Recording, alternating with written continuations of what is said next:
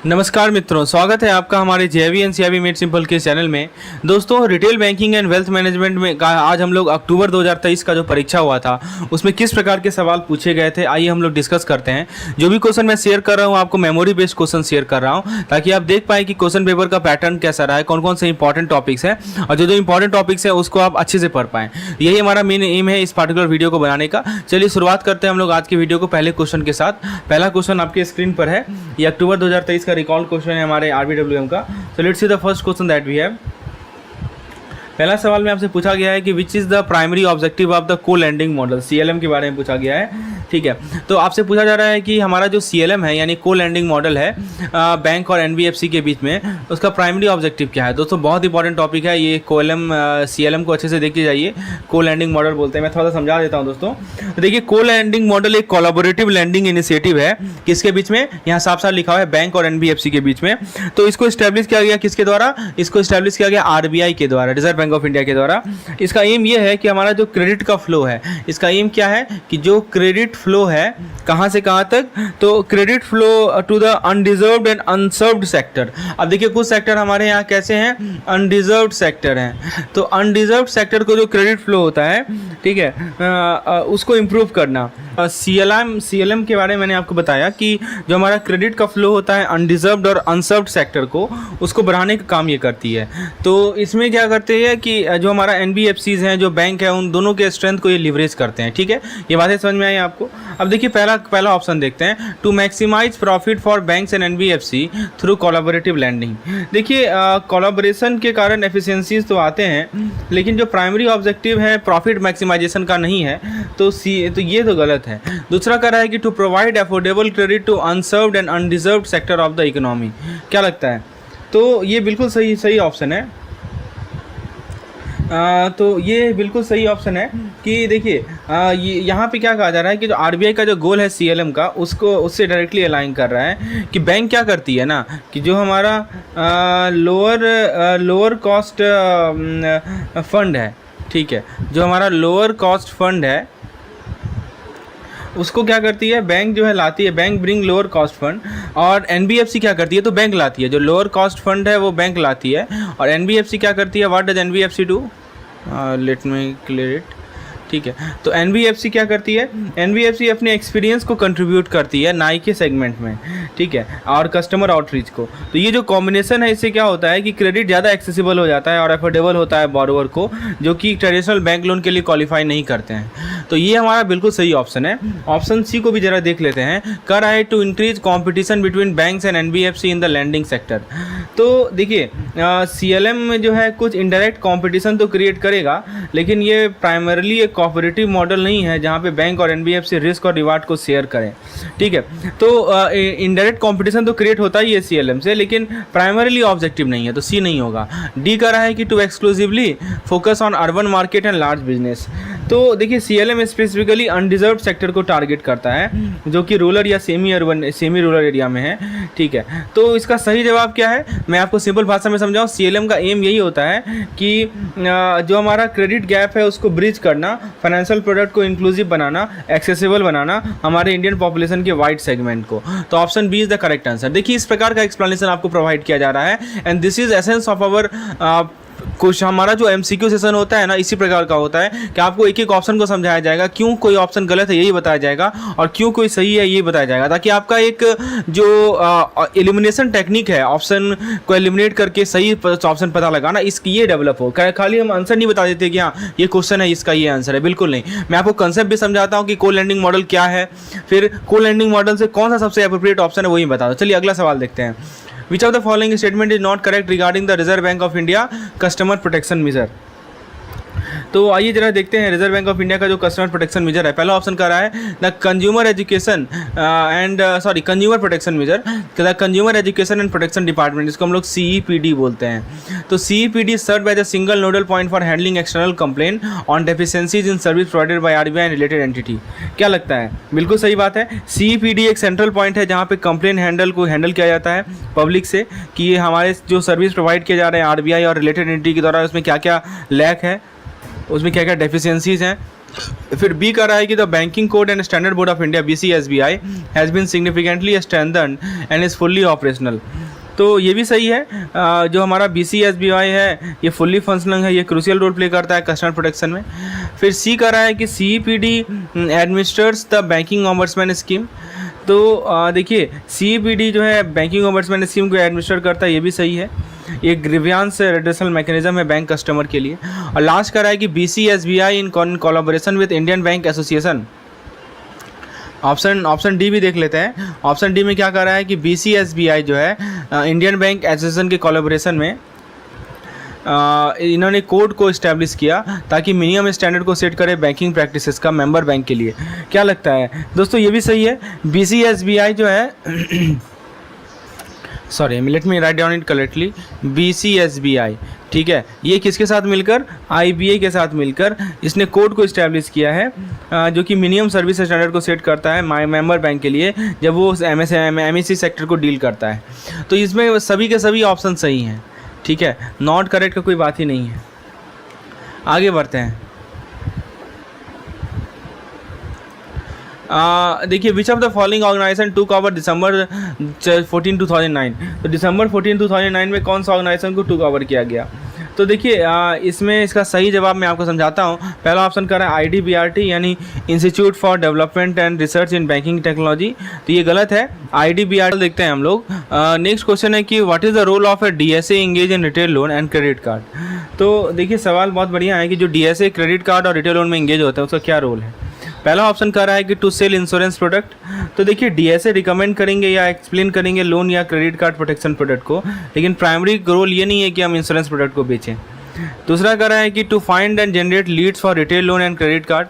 देखिए ये सही है, यही हमारा DSA का कोर फंक्शन है। ये आइडेंटिफाई करते हैं कि पोटेंशियल कस्टमर जो कि इंटरेस्टेड होंगे रिटेल लोन में या क्रेडिट कार्ड में, और लीड जनरेट करते हैं फाइनेंशियल इंस्टीट्यूशन के लिए जो कि वो रिप्रेजेंट करता है। तो ये बिल्कुल सही है। To collect payment from retail loan and credit card customer. तो DSA टिपिकली जो है कस्टमर पेमेंट कलेक्शन को हैंडल नहीं करते, उनका रिस्पॉन्सिबिलिटी होता है बैंक या NBFC के इंटरनल डिपार्टमेंट का। और लास्ट करा है कि to provide customer service to retail loan and credit card customer. ये भी गलत है। DSA बेसिक क्वेश्चन तो आंसर करेंगे लोन के रिगार्डिंग, क्रेडिट कार्ड प्रोडक्ट के रिगार्डिंग, लेकिन इन डेप्थ सर्विस प्रोवाइड करना ये लैंडर्स के डेडिकेटेड टीम के होते हैं। तो दोस्तों मैं आपको बता दूं कि एक DSA एक तरह का ब्रिज की तरह काम करता है किसी से बीच में। तो जो हमारे फाइनेंशियल इंस्टीट्यूशंस हैं, ठीक है, और जो हमारे कस्टमर्स हैं, इनके बीच में एक ब्रिज का काम करता है DSA। तो वो पीपल लोगों तक पहुंचता है जिनको लोन चाहिए या क्रेडिट कार्ड चाहिए, प्रोडक्ट्स के फीचर को समझाता है, बेनिफिट को समझाता है और अल्टीमेटली उसको लेंडर से कनेक्ट कर देता है। So this is how DSA work. तो इसका सही जवाब क्या है, ऑप्शन नंबर बी। चलिए अगला सवाल है कि इनमें से कौन सा होम लोन का स्पेशल फीचर नहीं है। ध्यान दीजिएगा, नॉट लिखा गया है। अब यहाँ साफ साफ देख सकते हैं, क्लियरली रिटन एयर, आप यहाँ देख सकते हैं यहाँ क्या लिखा गया है, नॉट। ठीक है, तो हम लोग इनमें से कौन सा फीचर नहीं है उस पर ध्यान देंगे।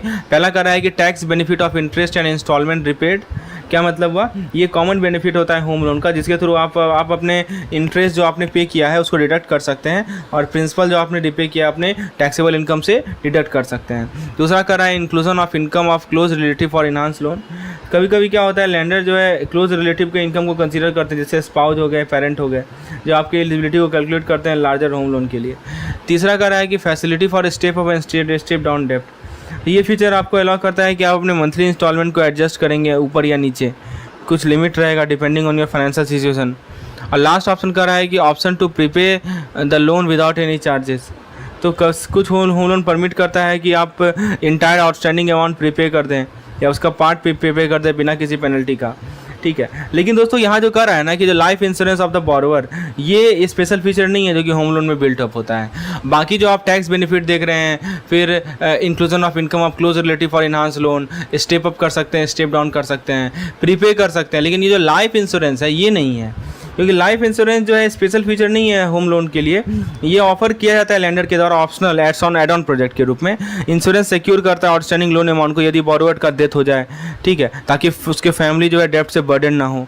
तो ये बेनिफिशियल तो है लेकिन इनहेरेंट फीचर नहीं है सभी होम लोन का। सही जवाब क्या होगा इसका, ऑप्शन नंबर ई।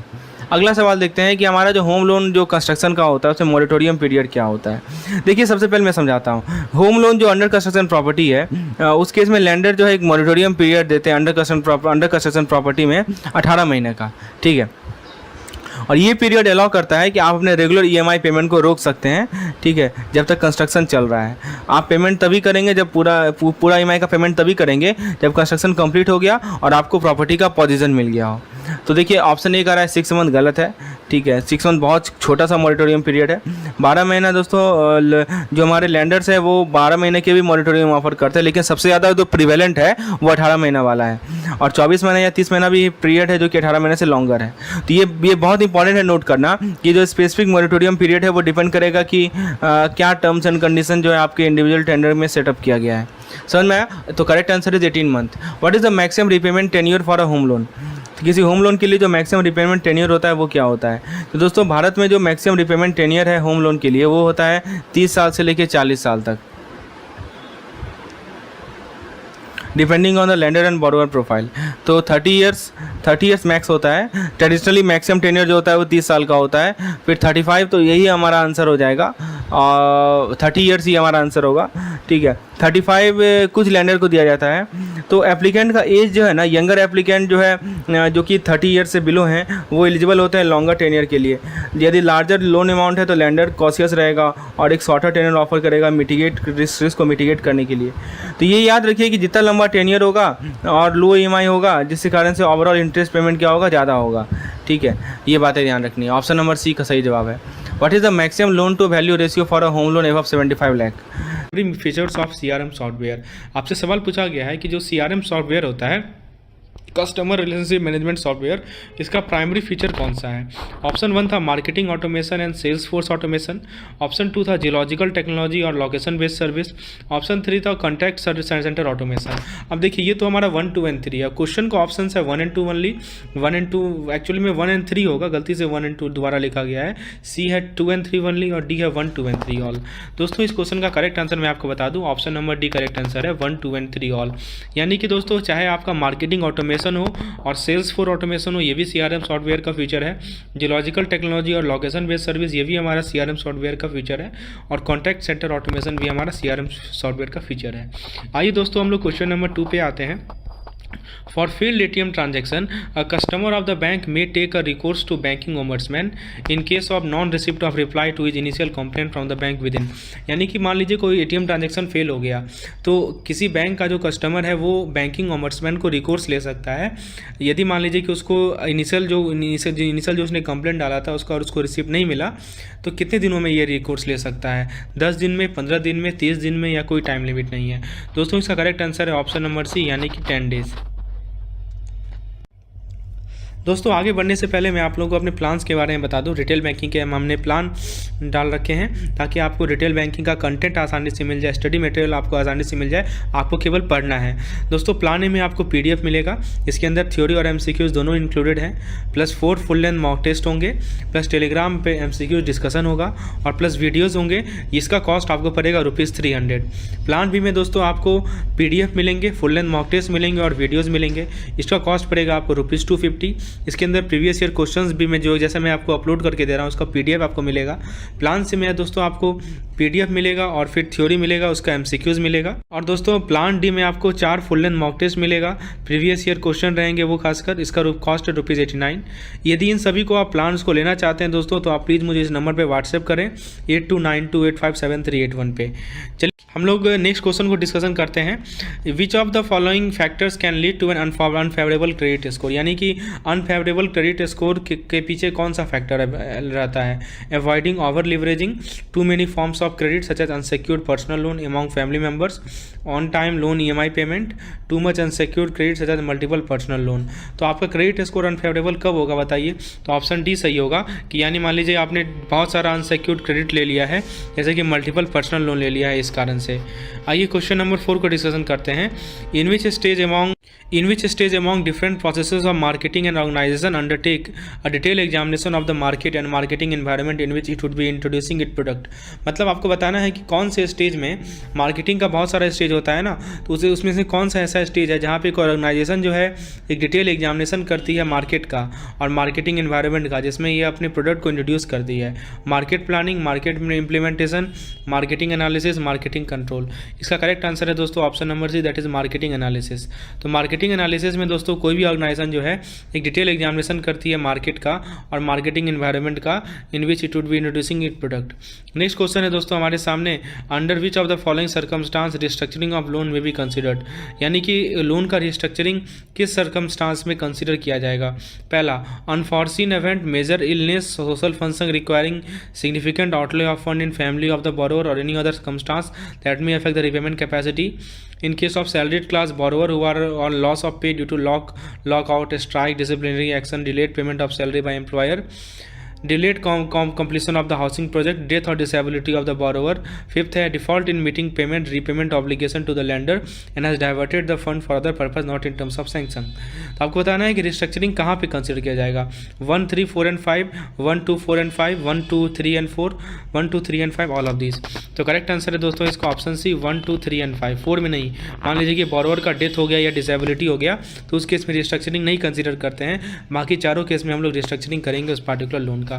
नेक्स्ट क्वेश्चन देखते हैं दोस्तों, which of the following retail business model approach combines all socio economical aspect with cohesive approach to tackle business problem, यानी कि यदि आपको बिजनेस प्रॉब्लम को टैकल करना है तो कौन सा रिटेल बिजनेस मॉडल है जो कि सारे के सारे सोशियो इकोनॉमिक एस्पेक्ट को कोहेसिव अप्रोच के साथ कंबाइन करते हैं। Departmental approach, integrated approach, strategic business approach, socio economic approach. तो दोस्तों इसका करेक्ट आंसर है option B, that is integrated approach. दोस्तों यदि आपको इस तरह के कंटेंट चाहिए, आपको एक एक इंपॉर्टेंट पॉइंट्स जिसमें थ्योरी हो, उसके बाद एमसीक्यूज हो और प्रीवियस ईयर क्वेश्चंस हो, तो दोस्तों आपको प्लान को ऑप्ट कीजिए। प्लान में आपको सारा चीज़ मिलेगा, ठीक है, आपको वीडियोज़ मिलेंगे, थ्योरी मिलेंगे, एमसीक्यूज मिलेंगे, फुल एंड मॉक टेस्ट मिलेगा, जिसमें दोस्तों आपको 400 प्रीवियस ईयर क्वेश्चंस अवेलेबल हैं, ठीक है। डिटेल जानकारी के लिए नीचे मैं आपको व्हाट्सएप नंबर प्रोवाइड कर रहा हूँ, उस पर आप मुझे व्हाट्सएप करें। जहाँ तक इस सवाल का, तो दोस्तों इस सवाल में मैंने आपको बताया कि जो हमारा इंटीग्रेटेड अप्रोच होता है उसमें रिटेल बिजनेस मॉडल ऐसा अप्रोच है जो कि सारे सोशियो इकोनॉमिकल एस्पेक्ट को कोहेसिव अप्रोच के साथ कंबाइन करते हैं। नेक्स्ट क्वेश्चन है दोस्तों हमारे सामने, host security model is special security program on the computer which where card data are stored, encryption program, generation module, a hardware piece that a malware can not cross, a tamper proof hardware. तो host security model क्या होता है दोस्तों, इसका correct answer है encryption program generated module. Next question है दोस्तों हमारा, which of the following is not use for marketing of digital product. दोस्तों जो भी सवाल मैं आपके साथ डिस्कस कर रहा हूँ आप 100% गारंटेड प्रीवियस ईयर पूछा गया, ये मैंने मेमोरी बेस्ड रिकलेक्टेड क्वेश्चन है, जो लोग एग्जाम देकर आते हैं उनके द्वारा बताया गया क्वेश्चन सब है, एग्जैक्ट ऑप्शंस भी है, तो आप देख सकते हैं कि आप अपने प्रिपरेशन की लेवल क्या है आपकी। तो इनमें से कौन सा marketing of retail product digital product के लिए यूज़ नहीं होता है, bulk SMS, email campaign, social media, DDoS। तो करेक्ट आंसर इसका DDoS। बाकी तीनों का हमारा मार्केटिंग के लिए यूज होता है, चाहे बल्क SMS हो, ईमेल कैंपेन हो या हमारा सोशल मीडिया हो। नेक्स्ट क्वेश्चन है दोस्तों, topping up of a house loan generally involves. Topping up में क्या होता है, sanctioning of additional loan only for acquiring second house और flat, sanctioning of additional loan only for property registration, sanctioning of additional loan only for paying stamp duty and brokerage, sanctioning of additional loan only for acquiring furniture fixture in the new house. तो topping up का मतलब होता है दोस्तों कि आप additional loan को sanction कर रहे हैं फर्नीचर या फिक्सचर को एक्वायर करने के लिए नए हाउस में। नेक्स्ट क्वेश्चन है दोस्तों, bank started using dash for assessing credit worthiness of the applicant while processing retail segment loan application. यानी रिटेल सेगमेंट लोन एप्लीकेशन को प्रोसेस करते वक्त बैंक जो है किस मॉडल को यूज़ करने लगी ताकि वह एप्लीकेंट के क्रेडिट वर्दीनेस को एसेस किया जा सके। तो credit scoring model, balance sheet analysis, asset and liability statement, credit report. Correct answer है दोस्तों इसका option D, credit report. Next question है दोस्तों, as per counter cyclic measure the standard asset provisioning rate for individual housing loan sanctioned up to 31 March 22 shall be. मतलब आपको बताना है कि प्रोविजनिंग रेट कितना होगा इंडिविजुअल हाउसिंग लोन के लिए जो कि 31 मार्च 2022 तक सैंक्शन किया गया है। तो 0.25%, 25%, 0.04%। दोस्तों इसका करेक्ट आंसर ऑप्शन है, दैट इज 0.25%। नेक्स्ट सवाल है दोस्तों, एक केस स्टडी पूछा गया था, याद रखिएगा 0.25% होता है हमारा स्टैंडर्ड एसेट प्रोविजनिंग का। नेक्स्ट सवाल है दोस्तों, XYZ bank which has limited network of branches decided to enter into credit card business. The bank is advise against entering business as the market is already flooded with number of cards which they are fighting for business. The chairman of the bank was very aggressive and felt that entering the credit card market can be profitable if done correctly. He constituted a core team to carefully study the market, which finally came out with 3 different cards aimed at 3 different segments. These cards are Platinum, Gold, and Classic. Beside the product development team of XYZ Bank came out with the concept of photo card. Every XYZ Bank card would have photo, the card holder, reducing the chance of possible misuse in case of loss. Introducing a photo card at then held international games improved the membership of its card because the customer liability was limited in the case of theft of the card. ये आपको data दिया गया है. पहला question है, for XYZ bank the credit card manage in its dash stage, introduction stage, growth stage, maturity stage, decline stage. ऐसा सवाल पूछा जाता है, आपको पता होना चाहिए एग्जैक्टली इंट्रोडक्शन क्या होता है, ग्रोथ क्या होता है, मैच्योरिटी क्या होता है, डिक्लाइन क्या होता है. दोस्तों इसका सही आंसर है इसका इंट्रोडक्शन स्टेज. ठीक है. नेक्स्ट क्वेश्चन है, which of the following market strategy would be more appropriate for XYZ bank to improve its sales of credit card in the market. यानी XYZ बैंक यदि अपनी क्रेडिट कार्ड के sales को बढ़ानी चाहती है मार्केट में, तो कौन सा स्ट्रेटजी सबसे इंपॉर्टेंट, सबसे बेहतर होगा? Market penetration, market development, diversification, all of this. Correct answer है दोस्तों इसका ऑप्शन भी, दैट इज मार्केट डेवलपमेंट. तो मार्केट डेवलपमेंट सबसे बेस्ट स्ट्रेटजी होगा XYZ बैंक के लिए अपने सेल्स ऑफ क्रेडिट कार्ड को बढ़ाने के लिए. ठीक है. नेक्स्ट क्वेश्चन दोस्तों हमारे पास है, विच की factor of XYZ bank credit card help in increasing the membership of it credit card. यानी क्रेडिट कार्ड की मेंबरशिप को बढ़ाने के लिए कौन सा की फैक्टर है XYZ बैंक का जो कि हेल्प करेगा इसकी मेंबरशिप को बढ़ाना? Platinum card, photo card, international games card, limited liability card. तो आंसर है दोस्तों इसका platinum card. Which of the following is the shrewd marketing strategy of XYZ Bank to boost the sale of its credit card? Launch of photo card during the international games, providing the 3 core benefit of credit, convenience and confidence, limited liability for theft and misuse, introduction of platinum, gold and classic card to cater to different marketing segment. तो answer है इसका option number D, that is platinum, gold और classic card का introduction. Next question है हमारे पास, given the branch network of XYZ bank through which distributed channel can the credit card be sold effectively. कि दोस्तों credit card का जो बेच रहा है ये, तो किस डिस्ट्रीब्यूशन चैनल से इफेक्टिवली बेचा जा सकता है? ऑनलाइन, ब्रांचेज, ATM, फिर लास्ट है इनडायरेक्ट चैनल. तो आंसर है दोस्तों इसका ऑप्शन भी, that is branches. RBI has enabled faster settlement of the process of NEFT, National Electronic Fund Transfer, by increasing the settlement cycle to dash batches. Select the most appropriate. 12, 23, 48 और ये 24. Answer है इसका 48 batches. Next question है हमारा, shop owner seeks a new unknown sticker at a low corner on a POS. The risk is, तो जो shop owner हैं वो एक अननोन स्टिकर लगा दिए हैं POS पे. तो रिस्क क्या है? Unauthorised upset of the standard look and feel, is unwanted message display, may hamper maintenance, may hide proof of tampering with the machine. तो आंसर है दोस्तों इसका unauthorised upset of standard look and feel. Next question है हमारा, as per section 13(2) of SARFAESI act, you the secured creditor may require the borrower by the notice in writing to discharge in full is liability within dash from date of notice. मतलब secured creditor को जो है को require किया जाएगा कि borrower may require the borrower by notice in writing to discharge in full the liability within 25 days, 30 days, 45 days, 60 days. तो answer है दोस्तों इसका 60 डेज. नोटिस पीरियड से 60 दिन के अंतर्गत डिस्चार्ज करना पड़ेगा राइटिंग में. जिस दिन से राइट नोटिस दिया उसके 60 दिन के अंतर्गत. Consequent upon receipt of demand notice Mister R K borrower, Mister R K वो बोरोवर है, makes representation and raises certain objection which is time, what is the time period during which you are required to send reply based on factual position and merit as per section 13 है. 15 days from date of receipt of objection, 15 days from date of objection representation letter, 7 days from date of receipt of objection representation, 30 days from date of receipt objection representation. इसका correct answer है option A, that is 15 days from date of receipt of objection or representation. Next question है, Mr. R.K. being aggrieved by the measure taken by you as secured creditor for taking possession of the house may take application to the DRT having jurisdiction within how many days from date on receipt such measure are taken. तो answer इसका 45 days. यानी वो जो है application DRT को दे सकता है 45 दिन के अंदर, 45 दिन के अंतर्गत जिस डेट में मेजर वो लिया गया है. ठीक है. Mister R K being agree by the order made by the DRT can prefer an appeal along with such fee as prescribe to the appellate tribunal within how many days. तो DRT का order मिल गया, फिर वो जो है अभी भी एग्रीव्ड है, तो वो कितने दिन तक अपील कर सकता है फ़ी के साथ? DRT में एप्लीकेट अथॉरिटी वही होता है ना. तो आंसर है इसका 30 days. Before making appeal to DRAT the borrower has to deposit. कितना डिपॉजिट करना पड़ता है?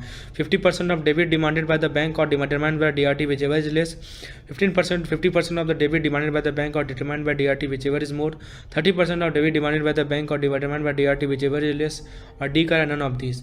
बताइए क्या सही आंसर होगा? तो इसका सही आंसर है दोस्तों 50% of the debit demanded by the bank और determined by DRT whichever is less. Next question है which of the following benefit is not offer to debit card holder in a bank, यानी bank के जो debit card holder है उनको कौन सा benefit नहीं मिलता है। विड्रॉ नाउ पे लेटर, ऐसा नहीं है, ठीक है। Cash withdrawal through ATM, payment to seller to POS, e commerce payment online, तो ऑप्शन ए सही है। Which of the following banking channel offer the highest limit while making payment, सबसे ज़्यादा लिमिट कौन देता है, यूपीआई। दोस्तों पहला नंबर यूआईपी लिख दिया गया है, वो गलत है, यूपीआई होगा, एनयूयूपी नेशनल यूनिफाइड, और नेफ्ट और एटीएम, तो आंसर है दोस्तों इसका एनईएफटी। एनईएफटी में कोई लिमिट नहीं है। Which of the following banking services can be categorise as para banking services undertaken by commercial bank, para banking service के अंदर कौन सा आता है। देख रहे हैं इस तरह का पैटर्न पूछा जा रहा है, तो आपका कंसेप्ट एकदम क्रिस्टल क्लियर होना चाहिए। कंसेप्ट क्रिस्टल क्लियर करने के लिए दोस्तों आप हमारे मटेरियल का हेल्प ले सकते हैं। If you want to get detail about of your material then you can simply WhatsApp on the number 8292857381। Now let us study कि पारा बैंकिंग सर्विस किसे कहा जाता है। Current deposit, bank assurance, portfolio management, depository service, mortgage loan. 1, 3 and 4, 2, 3 and 4, 1, 2, 3 and 4, 1, 2, 3 and 5। इसका correct answer है दोस्तों B, that means 2, 3 and 4, यानी कि बैंक एश्योरेंस, पोर्टफोलियो मैनेजमेंट और डिपॉजिटरी सर्विस, ये सब हमारा पारा बैंकिंग में आता है। बाकी करंट डिपॉजिट और मॉर्गेज लोन हमारा पारा बैंकिंग में नहीं आता है। नेक्स्ट क्वेश्चन है as per extend guideline bank may add stamp duty, registration charge and other documentation charge to the cost of house dwelling unit for the purpose of calculating LTV ratio if the cost of house do not exceed, यानी कि bank जो है stamp duty, registration charge और documentation charge को जोड़ देती है house के कॉस्ट में या ड्वेलिंग यूनिट के कॉस्ट में, ताकि एलटीवी रेशियो कैलकुलेट कर सके। यदि हाउस का जो कॉस्ट है वो 30 लाख से ज़्यादा नहीं हो, 50 लाख से ज़्यादा नहीं हो, 75 लाख से ज़्यादा नहीं हो या 10 लाख से ज़्यादा नहीं हो। तो दोस्तों इसका करेक्ट आंसर है हमारा option D, that is 10 lakh, ठीक है। नेक्स्ट क्वेश्चन है दोस्तों valuation of agriculture land is done on income capitalisation, income monetisation, sale statistics, sale capitalisation method. ये आपको पता होना चाहिए एग्रीकल्चर लैंड का वैल्यूएशन कैसे होता है। 1, 2 and 3, 2 and 4, 1 and 3, 1 and 4। तो करेक्ट आंसर है दोस्तों इसका हमारा option C, that is 1 and 3, that means income capitalisation method और sale statistic method. Next question है दोस्तों हमारा retail banking product is or are the fulcrum on which the entire retail banking revolves, combination of tangible and intangibles, complex cluster of value satisfaction. Only 1 and 2, only 2 and 3, 1, 2 and 3। इसका correct answer है दोस्तों option that is only 1, 2 and 3। Next question है दोस्तों any document other than a will has to be presented for registration within dash from date of education, यानी दोस्तों will को छोड़कर बाकी कोई भी डॉक्यूमेंट हो उसको कितने दिनों में एजुकेशन के डेट के अंतर्गत प्रेजेंट करना होता है। 4 month, 90 days, 120 days, none of the above. Correct answer है दोस्तों इसका 4 month। 4 month के अंदर आपको एजुकेशन डेट के अंतर्गत उसको प्रेजेंट करना होगा।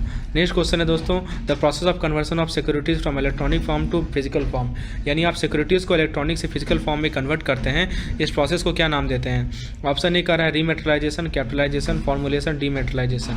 तो इसको कहा जाता है दोस्तों रीमेटेरियलाइजेशन, यानी आप इलेक्ट्रॉनिक को फिजिकल फॉर्म में कन्वर्ट कर रहे हैं। नेक्स्ट क्वेश्चन है दोस्तों in case of dash the mortgagee can sue for foreclosure but can not proceed for sales of the property, मतलब किस केस में मॉर्टगेजी जो है वो फोरक्लोजर के लिए स्यू कर सकता है लेकिन वो प्रॉपर्टी के लिए सेल के लिए प्रोसीड नहीं कर सकता। Simple mortgage, mortgage by depositor, title deeds, English mortgage, mortgage by way of conditional sale. तो इसका करेक्ट आंसर है दोस्तों option D, that is mortgage by way of conditional sale. Next question है out of the following which one of the not a self actualisation need according to Abraham Maslow theory of need. तो self actualisation need कौन सा नहीं है। Pensioner loan, term insurance product, senior citizen time deposit product, retirement solution in banking and pension plan in insurance. दोस्तों Maslow law बहुत important है, इसको देख के जाइएगा अच्छे से। तो इसका करेक्ट आंसर है option A, that is pensioner loan. Next है mister we need a second housing loan from your bank according to Maslow theory of the motivation the need of the customer will be classified under which category, मतलब एक loan ले चुका है दूसरा loan लेना चाह रहा है। Social need, safety needs, esteem need, self actualisation need, इसको कहते हैं स्टीम नीड, ठीक है। उसके बाद दोस्तों नेक्स्ट है केस स्टडी है, आपने 1 लाख का लोन सैंक्शन कर दिया मिस्टर आर के, इंटरेस्ट है 10%, रिपेबल इन 12 month, EMI निकालना है। तो EMI का फॉर्मूला आपको पता है, EMI निकालिए 9167 आएगा, ठीक है। नेक्स्ट है कि आपको बताना है कि इंटरेस्ट कंपोनेंट कितना होगा फर्स्ट EMI में। तो दोस्तों इसका मैंने अपने पेड मेंबर को बहुत ही अच्छे तरीके से इनको समझाया है इसे कैलकुलेशन को। तो इंटरेस्ट कंपोनेंट जो आएगा इसको आप कैलकुलेट कीजिए तो यू विल गेट ₹833। नेक्स्ट है दोस्तों प्रिंसिपल कंपोनेंट फर्स्ट ईएमआई में कितना होगा, तो दोस्तों इसको भी मैंने अच्छे से समझाया था अपने वीडियो चैनल में। तो principal component you will get ₹7959 option C. Okay, so if you want detail solution of this type of problem you must subscribe to our channel. Now the next question is which of the following does not substitute the growth of retail banking in India. तो इनमें से कौन सा data है जो कि हमारे retail banking के ग्रोथ को सब्स्टिट्यूट नहीं कर सकता। ठीक है, changing customer demography, technological factor, debit and credit card, any time banking, rise of Indian middle class, increase in interest rate for retail asset product. तो डज नॉट सब्स्टिट्यूट कर रहा है, तो आंसर होगा इसका दोस्तों increase in interest rate for retail asset product. Next question है हमारा the characteristics of retail banking include focus toward mass market segment which cover group of individual, providing investment and merchant banking services, extending banking facility to small and medium size business, delivery of service in physical medium. 1 and 3, 2, 3 and 4, 1, 2 and 4 and 1, 2, 3 and 4 all. So correct answer is option A, that is 1 and 3. That is इसका characteristics क्या है कि मास market segment पे इसका focus रखता है जो कि ग्रुप ऑफ इंडिविजुअल को कवर करता है। और थर्ड है हमारा extending banking facility to small and medium size business. Next question है दोस्तों which one of the following is more appropriate in respect of retail banking, individual segment mass market B2C से approach, wholesale client small segment B2B approach, high ticket size high risk low return monitoring less laborious, high deposit cost D कर रहा है both C, B and C. So correct answer is option A, individual segment और mass market, that is B2C approach. Next question है हमारा retail banking channelises fund from savers to borrower, this role of retail banking is best described as. यानी retail banking जो है fund को channelise करता है saver से बोरोवर को, इस रोल को क्या कहा जाता है, asset transformation, financial intermediation, money creation और लास्ट है proprietary trading. So it is called asset transformation. ठीक है, कि आप जो है फंड को चैनलाइज कर रहे हैं सेवर से बोरोवर को, इसको हम लोग एसेट ट्रांसफॉर्मेशन कहते हैं। Smart card has micro processor RAM ROM, B का रहा है micro processor RAM EPROM ROM, C का रहा है ओनली माइक्रो प्रोसेसर, डी का रहा है only an applet and micro processor. तो स्मार्ट कार्ड में क्या होता है दोस्तों कि एक माइक्रो प्रोसेसर होता है। देखिए ये डिजिटल बैंकिंग से सवाल पूछा गया था, ऐसे सवाल पूछे जाते हैं डिजिटल बैंकिंग से। नेक्स्ट है POA executed abroad must be stamped in India within a period. ठीक है, एक POA है जो कि एग्जीक्यूट किया गया है अब्रोड में, उसका भारत में स्टाम्प कितने पीरियड में हो जाना चाहिए। 3 months from date of execution, 4 months from receipt in India, any time before it put into use, within 3 months of receipt in India. So correct answer is option D, within 3 months of it receipt in India. Next question है following is not a credit rating agency, quick fax, TransUnion, Experian, Equifax. Answer है quick fax. ठीक है, देखिए 7 credit rating agency है भारत में, CRISIL, ICRA, CARE, Indian rating and research private limited, Acuite rating research. तो दोस्तों आप देख सकते हैं कि जैसे ये क्वेश्चन हुआ इसके रिलेटेड जो कंसेप्ट है यही मैंने बताया है। तो मेरे MCQs में ये आपको मिलेगा कि आपको जो भी क्वेश्चन है उसके रिलेटेड कुछ इंपॉर्टेंट कंसेप्ट है जहाँ से क्वेश्चन पूछे जा सकते हैं, वही मैंने बताया है। अब आपसे अगली बार पूछ देगा कि बताइए क्रिसिल दे देगा, इकरा दे देगा, केयर दे देगा और चौथा नाम कुछ और दे देगा। आपसे पूछेगा कि बताइए कौन सा क्रेडिट रेटिंग एजेंसी नहीं है या भारत में कितने क्रेडिट रेटिंग एजेंसी है। तो ये जो एक्स्ट्रा डाटा मैं आपको MCQ के साथ प्रोवाइड करता हूँ आप उसका हेल्प ले सकते हैं। तो आंसर होगा इसका 7 क्रेडिट रेटिंग एजेंसीज हैं जो आप देख सकते हैं आपके सामने है। नेक्स्ट है moratorium period for auto loan. Auto loan का मोरेटोरियम पीरियड कितना होता है, 1 साल, 6 month, हॉलीडे पीरियड भी कहते हैं इसको, 3 month और नील। मोरेटोरियम पीरियड को हॉलीडे पीरियड भी कहा जाता है। इसका करेक्ट आंसर है ऑप्शन 4 नील। दोस्तों एक सवाल है कि एक हाउसिंग लोन है जो कि फुल्ली सिक्योर है मॉर्गेज के द्वारा, LTV ratio is equal to और greater than 80% but less than equal to 90% will have risk weight of.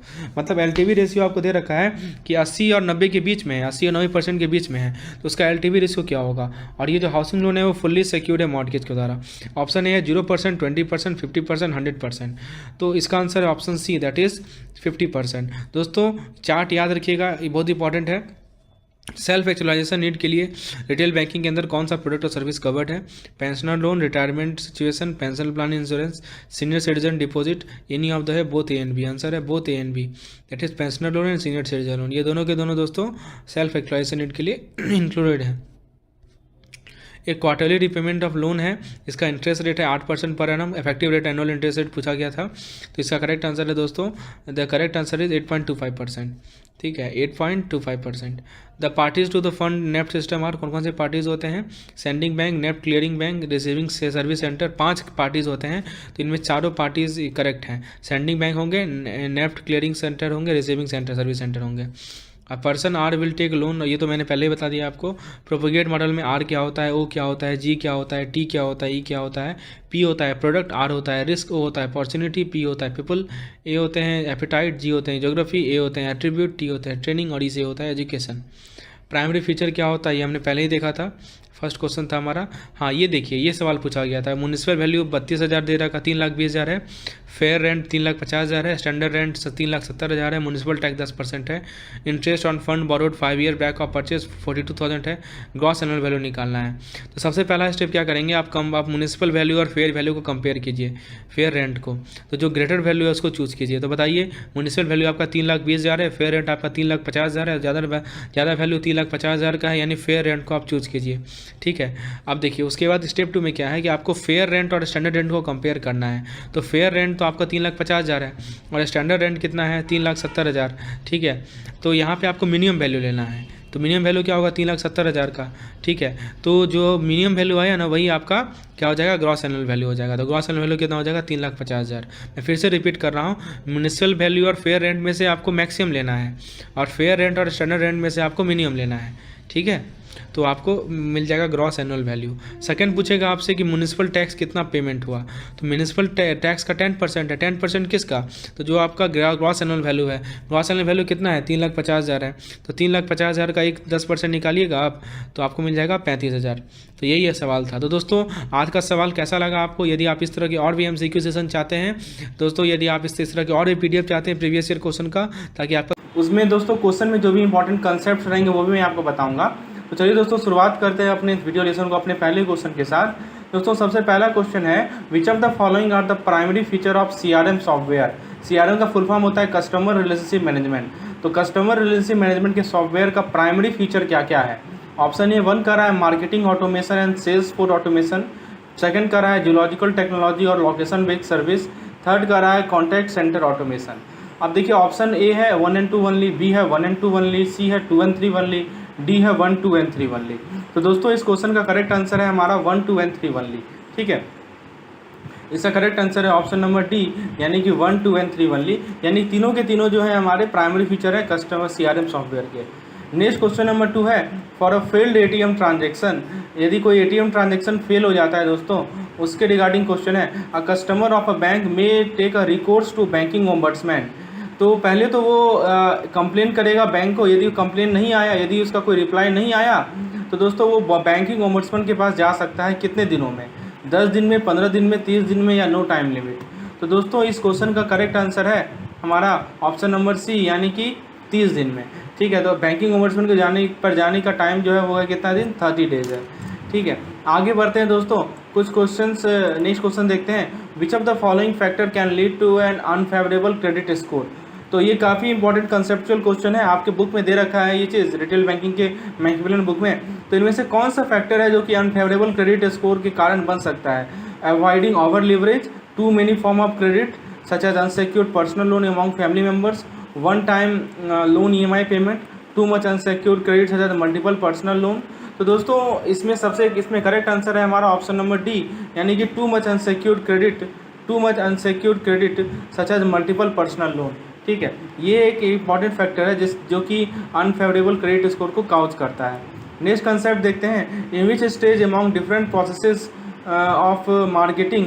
आपके पास मार्केटिंग का अलग अलग प्रोसेस है, आपको बताना है किस स्टेज में एक ऑर्गेनाइजेशन जो है डिटेल एग्जामिनेशन लेता है मार्केट का और मार्केटिंग इन्वायरमेंट का, जिसमें it would be introducing it product.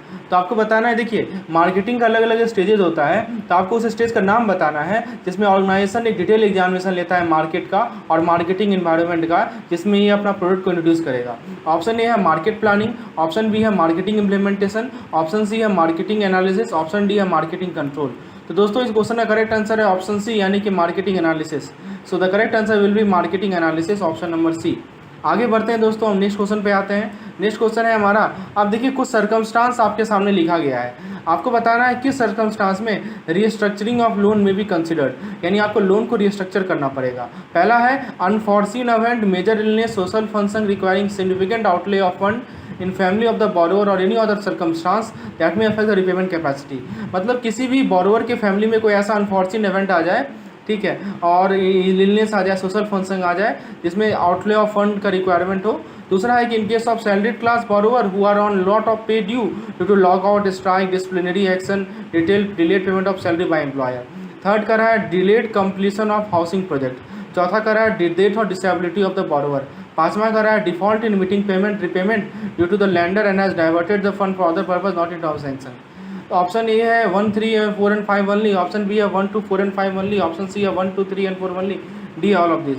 दोस्तों इसका करेक्ट आंसर ऑप्शन सी। देखिए ये पांचवा को छोड़ दीजिए क्योंकि पांचवा ये जानबूझकर डिफॉल्ट कर रहा है क्योंकि इसने फंड को डाइवर्ट कर दिया है, तो इसको तो आप रिस्ट्रक्चरिंग करेंगे नहीं।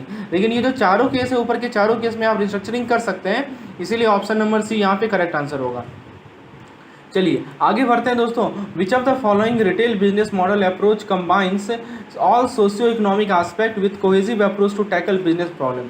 तो आपको बताना है कि इनमें से कौन सा रिटेल बिजनेस मॉडल है जो कि सभी के सभी सोशियो इकोनॉमिक एस्पेक्ट को कंबाइन करता है, साथ ही साथ cohesive approach to tackle business problem, departmental approach, integrated approach, strategic business approach, socio economic approach. तो दोस्तों इसका करेक्ट आंसर है ऑप्शन नंबर इस क्वेश्चन का जो करेक्ट आंसर है दोस्तों मैं आपको बताता हूँ। इस क्वेश्चन का करेक्ट आंसर है हमारा इंटीग्रेटेड अप्रोच। तो दोस्तों याद रखिएगा ये जो सोशियो इकोनॉमिक एस्पेक्ट है ये कौन सा अप्रोच बताता है हमें, इंटीग्रेटेड अप्रोच। साथ ही साथ दोस्तों आप ये सब अप्रोच को भी एक बार देख के जाइए, हो सकता है इस साल इस सभी अप्रोच से क्वेश्चन पूछ लिया जाए, ठीक है। तो एक बार departmental approach, strategic business approach, socio economic approach को एक बार देख के जाइए, इससे सवाल पूछा जा सकता है। चलिए आगे बढ़ते हैं दोस्तों, नेक्स्ट क्वेश्चन पे आते हैं। होस्ट सिक्योरिटी मॉड्यूल इज, ये आपका डिजिटल बैंकिंग से सवाल है। ऑप्शन ए कर रहा है special security program on the computer where card data is stored. Option B कर रहा है encryption program generated module. Option C कर रहा है hardware piece that a malware can not cross. Option D कर रहा है टेम्पर प्रूफ हार्डवेयर। तो दोस्तों होस्ट सिक्योरिटी प्रोग्राम क्या होता है, एक इंक्रिप्शन प्रोग्राम होता है जनरेशन मॉड्यूल। तो ऑप्शन नंबर बी यहाँ पे करेक्ट आंसर होगा, ठीक है। आगे बढ़ते हैं दोस्तों नेक्स्ट क्वेश्चन पे। विच of the following is not use for marketing of digital product. आपको डिजिटल प्रोडक्ट का मार्केटिंग करना है, इसमें से किसे यूज नहीं करेंगे, बल्क ईएमएस को, बल्क एसएमएस को, ईमेल कैंपेन को, सोशल मीडिया को, डीडीओएस को। तो करेक्ट आंसर है इसका डीडीओएस। बल्क एसएमएस आप यूज कर सकते हैं, ईमेल कैंपेन यूज कर सकते हैं, सोशल मीडिया यूज कर सकते हैं डिजिटल प्रोडक्ट के मार्केटिंग के लिए, लेकिन डीडीओएस का यूज नहीं होता है। आगे बढ़ते हैं दोस्तों नेक्स्ट क्वेश्चन को देखते हैं। In order to safeguard the associated risk, eligible bank are permitted to undertake pension fund management through their subsidiary। ठीक है, तो बैंकों को पेंशन फंड मैनेजमेंट अपनी सब्सिडरी से लेना का परमिशन दिया गया है। कुछ कंडीशन है, तो आपको बताना है कि इनमें से कौन सा कंडीशन सबसे ज़्यादा अप्रोप्रिएट है। पहला कह रहा है कि जो बैंक का नेटवर्थ होना चाहिए वो 1,000 करोड़ से कम नहीं होना चाहिए। तो दोस्तों ये गलत है, वो 500 करोड़ से कम नहीं होना चाहिए, ठीक है, 500 करोड़ से ज़्यादा होना चाहिए, ये गलत स्टेटमेंट है। फिर कह रहा है bank should have net profit in the preceding 3 financial, ये सही है। It has minimum prescribed capital including capital conservation, और ये भी सही है। और दोस्तों इसमें लेवल ऑफ नॉन एनपीए जो है वो 3% से ज़्यादा नहीं चाहिए, ये भी सही है। तो दोस्तों ये पहला ऑप्शन गलत है, जो 1,000 करोड़ लिखा हुआ है ये ध्यान रखिएगा, वो 500 करोड़ का लिमिट है। तो दोस्तों ऑप्शन को जरा देखिए, 1 ओनली ये तो नहीं होगा, फिर कर रहा है 2 and 3 ओनली, ये भी नहीं होगा, फिर कर रहा है 2, 3 and 4 ओनली, ये सही है, और डी कर रहा है 1, 2 and 3 4, ये गलत है, ठीक है। तो कंसेप्ट आपका यदि क्लियर है पीएमएस यानी पेंशन फंड मैनेजमेंट के बारे में, तो ये क्वेश्चन आप सॉल्व कर सकते हैं। दोस्तों नेक्स्ट क्वेश्चन है कि यदि आपको हाउसिंग लोन को टॉप करना है तो टॉपिंग अप का क्या मतलब होता है। तो पहला कह रहा है कि आप एडिशनल लोन सैंक्शन कर रहे हैं सेकंड हाउस को एक्वायर करने के लिए, आप एडिशनल लोन सैंक्शन कर रहे हैं प्रॉपर्टी को रजिस्टर कराने के लिए, आप एडिशनल लोन सैंक्शन कर रहे हैं स्टाम्प ड्यूटी ब्रोकरेज पे करने के लिए, आप एडिशनल लोन सैंक्शन कर रहे हैं फर्नीचर फिक्सर को न्यू हाउस में एक्वायर करने के लिए। तो करेक्ट आंसर इसका ऑप्शन नंबर डी, यानी कि आप एडिशनल लोन सैंक्शन कर रहे हैं फर्नीचर फिक्सर को अपने हाउस में एक्वायर करने के लिए। नेक्स्ट क्वेश्चन है, bank started using which model for assessing credit worthiness of applicant while processing retail segment loan application. तो जब भी बैंक रिटेल सेगमेंट की लोन एप्लीकेशन को एक्सेस करती है तो कौन सा मॉडल को यूज करती है क्रेडिट वर्दीनेस को एक्सेस करने के लिए। तो करेक्ट आंसर इसका ऑप्शन नंबर डी, यानी क्रेडिट रिपोर्ट, ठीक है। तो क्रेडिट रिपोर्ट यूज करती है दोस्तों बैंक, किसका यूज करती है, क्रेडिट रिपोर्ट का यूज करती है, ये एक्सेस करने के लिए कि जो बोरोवर है वो क्रेडिट वर्दी है या नहीं है, ठीक है। चलिए उसके बाद दोस्तों एक इंपॉर्टेंट सिंपल सा क्वेश्चन है कि mister M promises his son mister D M that he would give him 2.5 lakh exactly after 3 year.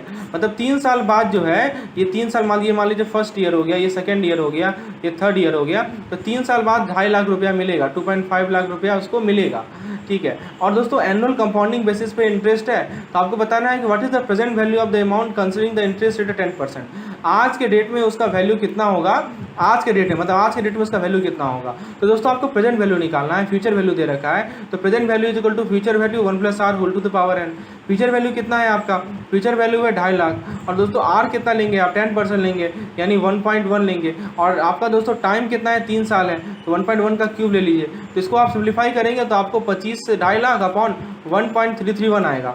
इसको फर्दर सिंप्लीफाई करेंगे तो ये आंसर आएगा, ऑप्शन नंबर बी आएगा। दोस्तों आपका बेसिक कंसेप्ट क्लियर है तो आप इस क्वेश्चन को आसानी से सॉल्व कर सकते हैं। दोस्तों ये केस स्टडी पूछा गया था, काफ़ी इंपॉर्टेंट केस स्टडी है। पूछा गया था कि आपको 5 हाउसिंग लोन दिया गया है, आपको 5 हाउसिंग लोन एप्लीकेशन मिला है अलग अलग ब्रांचेस से रिटेल लोन प्रोसेसिंग सेल में, और आप उस इंचार्ज है प्रोसेसिंग सेल का, और आपको सैंक्शन करना है maximum amount of housing loan as per eligible LTV in each case. ये ध्यान में रखते हुए कि required minimum margin other stipulation as per stand guideline. पहला केस देखिए, हाउसिंग लोन प्रपोजल है बिस्कुट प्लेस का, कॉस्ट ऑफ प्रॉपर्टी है 30 लाख का, स्टाम्प ड्यूटी है 2 लाख का, रजिस्ट्रेशन चार्ज है 1 लाख का। तो आपको बताना है कि LTV रेशियो बिस्किट प्लेस का कितना होगा। ऑप्शन देखिए 25 लाख, 27 लाख, 30 लाख, 24 लाख। दोस्तों क्वेश्चन बनाने से पहले मैं कुछ कंसेप्ट बताना चाहता हूँ। ये LTV रेशियो याद रखिएगा, 30 लाख तक मार्जिन 10% लेना है यानी LTV 90% होगा। 30 से 75 लाख तक मार्जिन 20% लेना है, LTV 80% होगा। 75 लाख से ज़्यादा मार्जिन 25% लेना है, LTV 75% होगा। मैं इसे थोड़ा जूम करने का प्रयास करता हूँ, वैसे आपको दिख रहा होगा। तो दोस्तों इसमें मैं चीज़ समझा देता हूँ दोस्तों। Let me first of all zoom it, तो दोस्तों देखिए इसको मैं थोड़ा जूम करता हूँ, आप देखिए शायद दिख रहा होगा आपको। देखिए इसमें क्या लिखा हुआ है कि bank should not include stamp duty, registration and other documentation charge in the cost of housing property. मतलब बैंक हाउसिंग प्रॉपर्टी के कॉस्ट में स्टाम्प ड्यूटी को, रजिस्ट्रेशन को, अदर डॉक्यूमेंटेशन चार्ज को नहीं इंक्लूड करे, so that their effectiveness of LTV norms not diluted. लेकिन जिस केस में हाउस का कॉस्ट जो है 10 लाख से ज़्यादा नहीं है तो उस केस में स्टाम्प ड्यूटी को ऐड कर सकती है। अच्छा इस केस में बताइए हाउसिंग का कॉस्ट कितना है, 30 लाख है, तो इसमें तो स्टाम्प ड्यूटी सब नहीं लेगी ना, यानी कि हमको 2 लाख और 1 लाख नहीं लेना है। तो 30 लाख पे आप देखिए दोस्तों, 30 लाख का केस में कितना LTV लेना है, 90%। तो 30 लाख का 90% कितना हो जाएगा दोस्तों, 27 लाख हो जाएगा। तो ऑप्शन नंबर बी यहाँ पे क्या हो जाएगा, करेक्ट आंसर हो जाएगा। तो आपका बेसिक कंसेप्ट क्लियर है तो आप इसका आंसर दे सकते हैं। ठीक है, आगे बढ़ते हैं। अब दोस्तों कॉस्ट ऑफ प्रॉपर्टी यदि 50 लाख है, फिर देखिए ये स्टाम्प ड्यूटी दे दिया है, रजिस्ट्रेशन चार्ज दे दिया है, ब्रोकरेज दे दिया है, तो इन सभी को हम लोग नेगलेक्ट करेंगे, इग्नोर करेंगे। तो दोस्तों 50 लाख के केस में LTV रेशियो कितना है, तो 30 से 75 लाख में 80% है। तो 50 लाख का 80% निकालिए तो कितना मिलेगा आपको, 40 लाख मिलेगा। इसीलिए हमारा करेक्ट आंसर हो जाएगा ऑप्शन नंबर सी। तो LTV रेशियो के लिए ये चार्ट आप ध्यान रखिएगा तो आप क्वेश्चन को अच्छे से जवाब दे सकते हैं। आगे देखते हैं दोस्तों, थर्ड केस है। आप देखिए थर्ड केस में हाउसिंग लोन प्रपोजल है पिंक बिल्डिंग का, कॉस्ट ऑफ प्रॉपर्टी 75 लाख है, और स्टाम्प ड्यूटी देखिए, रजिस्ट्रेशन चार्ज देखिए, ब्रोकरेज चार्ज देखिए। यहाँ भी इन तीनों को हम लोग इंक्लूड नहीं करेंगे। और दोस्तों चूंकि 75 लाख है तो 75 लाख पे हम लोग 20% हमारा मार्जिन होता है, यानी LTV हमारा 80% होगा। तो 75 लाख का यदि आप 20% निकालेंगे तो 15 लाख होगा। तो 75 लाख में से 15 लाख घटाएंगे तो आपको 60 लाख मिलेगा। तो दोस्तों इसका करेक्ट आंसर ऑप्शन नंबर ए हो जाएगा, LTV in case of pink building. ठीक है, तो कंसेप्ट क्लियर है ना आपका। चलिए अब दोस्तों तो ये केस स्टडी आपको समझ में आ गया। LTV पे केस स्टडी पूछेगा तो आप इसका जवाब दे देंगे। नेक्स्ट क्वेश्चन है, as per a counter cyclic measure the standard asset provisioning rate for individual housing loan sanctioned up to 31 March 2022 shall be. मतलब 31 मार्च 2022 तक इंडिविजुअल हाउसिंग लोन यदि सैंक्शन किया गया है तो उसका स्टैंडर्ड एसेट प्रोविजनिंग रेट कितना होगा। तो दोस्तों इसको याद रखिएगा, इसका करेक्ट आंसर है 0.25%। ठीक है, द करेक्ट आंसर इज 0.25%। आपके बुक में कुछ स्टैंडर्ड एसेट प्रोविजनिंग रेट दे रखा है दोस्तों, तो उसको एक बार देख लीजिए। ठीक है, तो स्टैंडर्ड प्रोविजनिंग रेट आपके बुक में दे रखा है, वो काफ़ी इंपॉर्टेंट है, उसको एक बार देख लीजिएगा दोस्तों, उससे सवाल बार बार पूछे जाते हैं।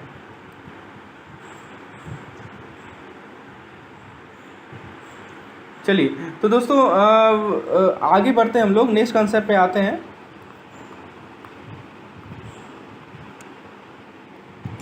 नेक्स्ट क्वेश्चन है हमारा, let us see the next question.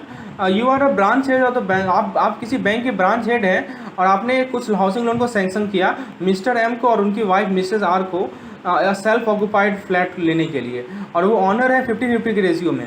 31 मार्च का जो 2021 को ईयर खत्म हुआ तो दोस्तों उन्होंने इंटरेस्ट जो पे किया हाउसिंग लोन का वो 5 लाख था। तो फाइनेंशियल ईयर 20-21 में दोस्तों मिस्टर आर और मिसेज आर जो है कितना टैक्स डिडक्शन बेनिफिट ले सकते हैं, यानी कितना रिबेट उनको मिल सकता है, ये सवाल है। तो दोस्तों ऑप्शन ए ये देखिए 2 लाख प्रत्येक आदमी, 2.5 लाख, और दोस्तों तीसरा कह रहा है 1 लाख। तो इससे पहले क्वेश्चन को समझिए दोस्तों, यहाँ पे याद रखिएगा एक हमारा सेक्शन 80C है, ठीक है। तो सेक्शन 80C में दोस्तों क्या कहता है कि प्रिंसिपल पे वो 1.5 लाख का टैक्स डिडक्शन ले सकते हैं ईच जॉइंट ओनर, और दोस्तों इंटरेस्ट पे सेक्शन 24 कहता है कि 2 लाख का टैक्स डिडक्शन ले सकते हैं ईच जॉइंट ओनर। तो यहाँ पे चूंकि इंटरेस्ट के बारे में बात हो रही है ना, देखिए ना लिखा हुआ इंटरेस्ट पेमेंट, तो इंटरेस्ट पेमेंट पे ईच जॉइंट ओनर 2 लाख का टैक्स डिडक्शन ले सकता है। और दोस्तों वो एज पर कौन सा सेक्शन है, सेक्शन नंबर 24 है। तो दोस्तों कितना है, 2 लाख, ठीक है, ध्यान रखिएगा सेक्शन 24 2 लाख का टैक्स डिडक्शन मिल सकता है। तो करेक्ट आंसर हो जाएगा ऑप्शन नंबर ए, ठीक है। आगे बढ़ते हैं दोस्तों, नेक्स्ट क्वेश्चन को देखते हैं। फिर पूछ रहा है कि mister M and his wife missus R will be entitled for total deduction of dash under section 80C of IT act 1961 for payment of installment to all principal. तो अभी मैंने आपको बताया ना कि 80C में 1.5 लाख का deduction maximum each joint owner ले सकते हैं, ठीक है। तो 1.5 लाख ईच ले सकते हैं, तो ऑप्शन नंबर ए करेक्ट हो जाएगा इसका। तो आपका बेसिक कंसेप्ट क्लियर रखना है, ठीक है, टैक्स डिडक्शन के मामले में, तो इसका करेक्ट आंसर ये होगा। आगे बढ़ते हैं दोस्तों, नेक्स्ट क्वेश्चन को देखते हैं। अब देखिए थर्ड केस है आपके पास कि मिस्टर एस हैं, उन्होंने एक रेजिडेंशियल हाउस प्रॉपर्टी को खरीदा जो कि सेल्फ ऑक्यूपाइड है, अबाउट 30 ईयर एगो, 30 साल पहले खरीदा। अब मिस्टर एस ने को बैंक से सैंक्शन किया, आपके बैंक से लोन सैंक्शन किया कि उसे हाउसिंग प्रॉपर्टी को रिपेयर करना है, और इंटरेस्ट जो उस लोन पर मिला उन्हें 2,10,000 मिला, 2,10,000 उन्होंने पे किया ड्यूरिंग फाइनेंशियल ईयर 2020-2021। तो दोस्तों कितना टैक्स बेनिफिट उनको मिलेगा इस केस में। तो दोस्तों जहाँ तक बात है रिपेमेंट की, तो रिपेयर वाले केस में दोस्तों जो टैक्स बेनिफिट मिलता है वो आपका, उसके बारे में आपको बता दो दोस्तों रिपेयर वाले केस में टैक्स डिडक्शन का मैं आपको नियम थोड़ा समझा देता हूँ ताकि ये चीज़ आपको एग्जामिनेशन में हेल्प मिले, ठीक है।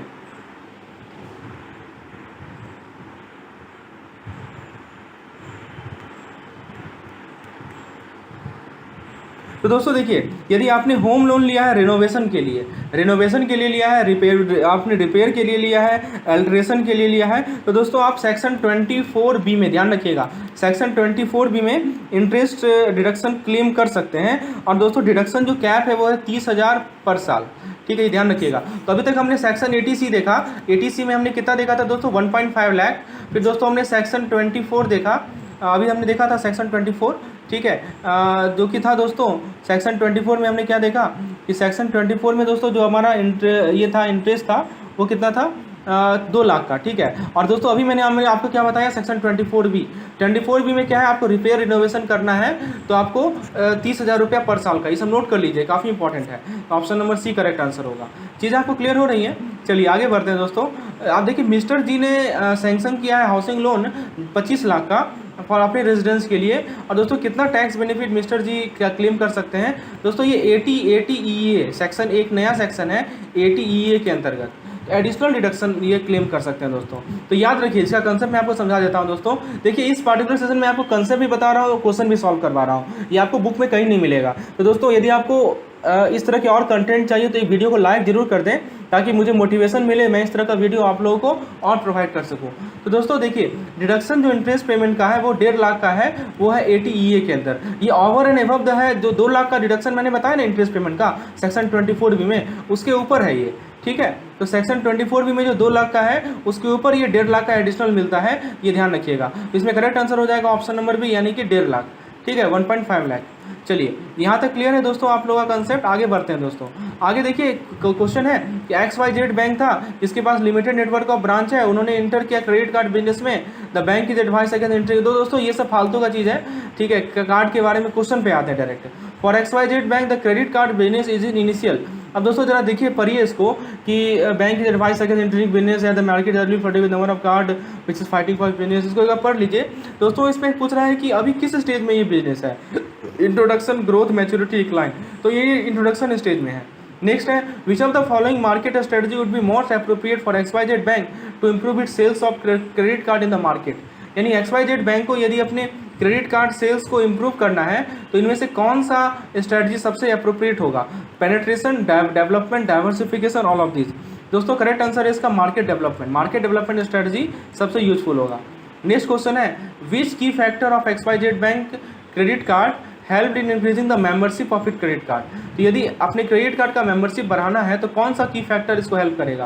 Platinum card, photo card, international game card, limited liability card. Correct answer है दोस्तों इसका प्लैटिनम कार्ड। ठीक है, आगे देखते हैं दोस्तों, which of the following is a shrewd marketing strategy of XYZ bank to boost the sale of it credit card. यानी इनमें से कौन सा श्रूड मार्केटिंग स्ट्रेटजी है XYZ बैंक का अपने क्रेडिट कार्ड के सेल्स को बढ़ाने के लिए? ऑप्शन ए कर रहा है launch of a photo card during the international games which reduces portability probability of its misuse, providing the 3 core benefit of credit convenience and confidence, limited liability for theft and misuse.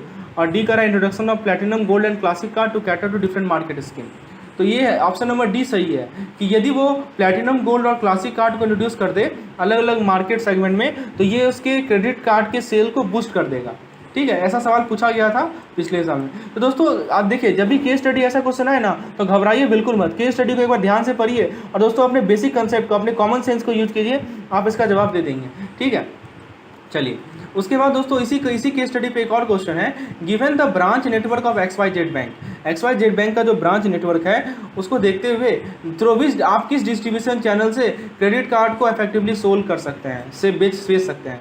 Online, branches, ATM, indirect channel. तो दोस्तों branch से जो है आप branch एक distribution channel होगा जिसके द्वारा आप क्रेडिट कार्ड को इफेक्टिवली सोल्ड कर सकते हैं, बेच सकते हैं। ठीक है, चलिए आगे बढ़ते हैं दोस्तों, नेक्स्ट क्वेश्चन पे आते हैं। नेक्स्ट क्वेश्चन है हमारा, RBI ने इनेबल किया है faster settlement of the process of NEFT, national electronic fund transfer, by increasing settlement cycle to इतना बैच।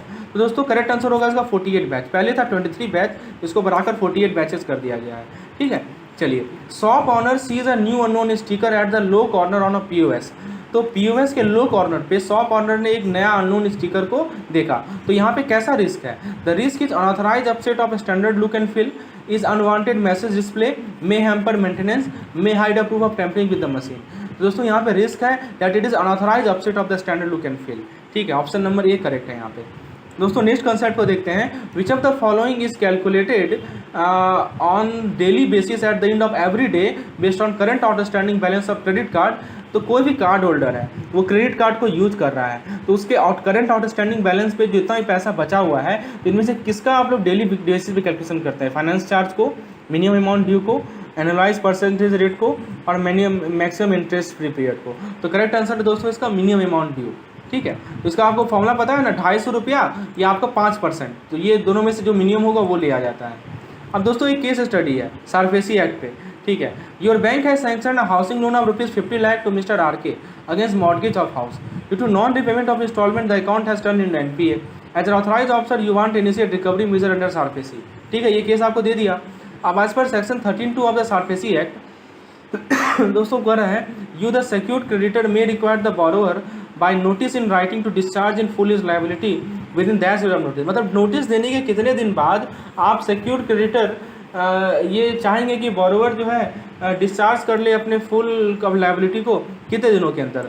15 दिन, 30 दिन, 45 दिन, 60 दिन। तो दोस्तों याद रखिएगा 60 दिन। ठीक है, सेक्शन 13(2) के अंतर्गत। अब consequent upon receipt of demand notice mister RK that is borrower make representation and raise a certain objection. तो मिस्टर RK ने कुछ ऑब्जेक्शन रेज किया, तो कितना टाइमिंग पीरियड दिया गया है कि आप जो है रिप्लाई को बेस करें फैक्चुअल पोजीशन पे एज पर सेक्शन 13 है। 15 day from date of receipt of objection representation, 15 day from date of objection representation letter, 7 days from date of receipt of objection representation and 30 days from date of receipt of objection letter. दोस्तों SARFAESI act के हर एक point को देखते जाइए, सवाल पूछा जाता है इससे। तो दोस्तों इस क्वेश्चन का जो करेक्ट आंसर है वो है हमारा ऑप्शन ए, यानी कि 15 day from date of receipt of objection या रिप्रेजेंटेशन। 15 दिन, जब 15 दिन से जिस दिन आपका ऑब्जेक्शन या रिप्रेजेंटेशन आया है उसके 15 दिन के अंतर्गत आप जो है आपको रिप्लाई भेजना है। ठीक है, ये ध्यान रखिएगा। उसके बाद दोस्तों mister RK being agreed by the measure taken by you as a secured creditor, तो वो नाखुश है और वो फॉर पोजीशन अपने हाउस का पोजीशन ले लिया, तो वो जो है एप्लीकेशन देगा DRT को having jurisdiction, how many day from date on which such measure can be taken. तो ऐसे दिन कितने दिन के बाद जो है DRT को वो अप्रोच कर सकता है, ये सवाल है। 60 दिन, 45 दिन, 30 दिन या नन ऑफ दिस। तो दोस्तों इसका सही जवाब है आपका 45 दिन। ठीक है, तो ये ध्यान रखना है, इसका सही जवाब है 45 दिन। उसके बाद दोस्तों मिस्टर RK जो है ये तो मैंने बताया दिया। हाँ, अब दोस्तों DRT का जो फैसला आया उससे भी वो नाखुश है, तो वो DRT में जाके अपील करेगा। ठीक है, अलॉन्ग विथ फी भी देगा। तो कितने दिन के अंतर्गत डीआरटी के ऑर्डर के बाद वो डीआरटी में अप्रोच कर सकता है? तो 30 दिन का। तो पहले था 45 दिन है डीआरटी के लिए और डीआरटी के लिए 30 दिन है, ठीक है। और तो ये सब डेट ध्यान रखिएगा। उसके बाद before making an appeal to डेप्ट रिकवरी, अब देखिए दोस्तों, डीआरटी में अपील करने से पहले तो बोरोवर को कितना डिपॉजिट करना है? 50% of the debit demanded by the bank और determined by the DRT whichever is less, यानी कि जो भी बैंक डेबिट डिमांड कर रही है उसका 50% या जो डीआरटी डिमांड कर रही है जो भी कम हो, 50% of debit demanded by the bank और determined by DRT whichever is more. दोस्तों याद रखिएगा 50% of debit demanded by the bank और determined by the DRT whichever is less, option number A correct है, ठीक है। आगे बढ़ते हैं दोस्तों, नेक्स्ट क्वेश्चन को देखते हैं। Which of the following benefit is not offered to debit card holder in a bank? तो पहला कर रहा है withdraw now pay later, cash withdrawal through ATM, payment to seller through POS, e commerce payment online. तो option number A होगा withdraw now pay letter, ऐसा तो होता नहीं है डेबिट कार्ड में। विच of the following banking channel offer the highest limit while making payment? तो highest limit कौन सा बैंकिंग चैनल ऑफर करती है दोस्तों? यूपीआई दोस्तों, यूआईपी नहीं होगा, यूपीआई होगा, एनयूयूपी, ठीक है, नेफ्ट और एटीएम। तो दोस्तों करेक्ट आंसर है इसका NEFT. Which of the following banking services can be categorized as para banking services undertaking by commercial bank? Current deposit, bank assurance, portfolio management, depository service, mortgage loan। ए कर रहा है 1, 3 and 4, 2 कर रहा है, B कर रहा है 2, 3 and 4, सी कर रहा है 1, 2, 3, 4, डी कर रहा है 2, 3, 4, 2, 3 and 5। दोस्तों पारा बैंकिंग में क्या क्या आता है दोस्तों, एक बार ध्यान रखिएगा। पारा बैंकिंग में आपका इसमें देखिए बैंक अश्योरेंस आएगा, पोर्टफोलियो मैनेजमेंट आएगा और डिपॉजिटरी सर्विस आएगा।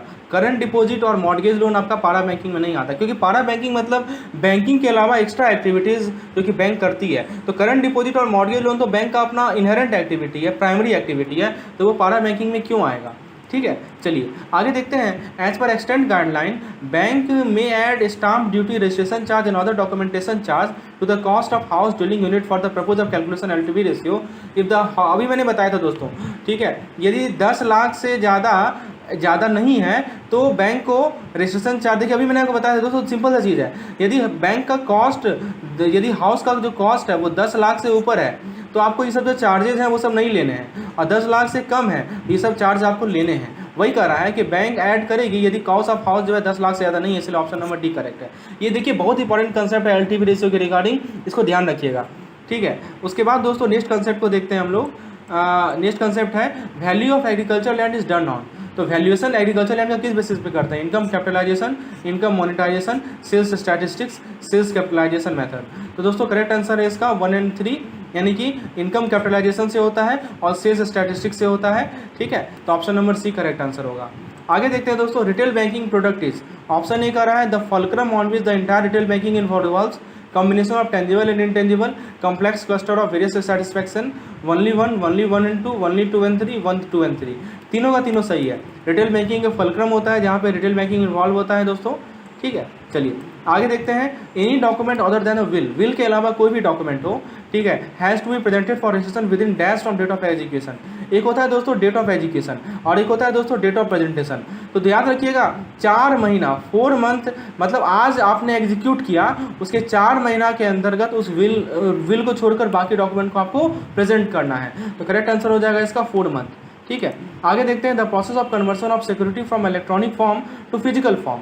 तो आपके पास जो सिक्योरिटी है वो इलेक्ट्रॉनिक फॉर्म में है, आप उसको फिजिकल फॉर्म में बदलते हैं तो इसे कहते हैं हम लोग रीमेटेरियलाइजेशन, और यदि फिजिकल को इलेक्ट्रॉनिक में बदलते हैं तो उसे कहते हैं डीमेटेरियलाइजेशन। तो यहाँ पे आंसर होगा रीमेटेरियलाइजेशन, ठीक है। चलिए आगे देखते हैं दोस्तों नेक्स्ट कंसेप्ट को। In case of dash the mortgagee can sue for foreclosure but can not proceed for sale of property. तो जो मॉर्टगेजी है वो स्यू कर सकता है फोरक्लोजर के लिए लेकिन सेल नहीं कर सकता है प्रॉपर्टी को। Simple mortgage, mortgage by depositor title deeds, English mortgage, mortgage by way of conditional sale. तो करेक्ट आंसर होगा इसका mortgage by way of conditional sales. आगे देखते हैं आउट ऑफ द फॉलोइंग, अब देखिए ये अब्राहम मॉस्लो से काफ़ी इंपॉर्टेंट केस स्टडी है, इनमें से कौन सा जो है सेल्फ एक्चुअलाइजेशन नीड नहीं है, ठीक है, according to Abraham Maslow law. Pensioner loan, term insurance product, senior citizen term insurance deposit. तो पेंशनर लोन, ठीक है, ये जो है सेल्फ एक्चुअलाइजेशन नीड नहीं है। उसके बाद दोस्तों नेक्स्ट देखते हैं mister we need a second housing loan from your bank, ठीक है। According to Maslow theory of motivation the need of the customer will be classified. तो सेकंड हाउसिंग लोन वो ले रहा है, क्या ये सोशल नीड होगा, क्या ये सेफ्टी नीड होगा, क्या ये स्टीम नीड होगा, क्या ये सेल्फ एक्सप्रेशन। तो ये दोस्तों ये स्टीम नीड है, ठीक है, this will be steam need, ठीक है। आगे देखते हैं दोस्तों दोस्तों ये एक बेसिकली केस स्टडी है, लगता है इसका मैंने, एक मिनट रुकिए, इसको मैं आपको बताता हूँ। इसका लगता है फर्स्ट पार्ट मैंने नहीं डाला है। एक मिनट रुकिए, मैं आपको इसका क्वेश्चन समझाता हूँ दोस्तों। इसका मैंने फर्स्ट पार्ट, मैं तुरंत आपको बताता हूँ क्वेश्चन एक्चुअली क्या है। ठीक है, मेन क्वेश्चन इसका लग रहा है कि छूट गया है। Let me tell you what is the question.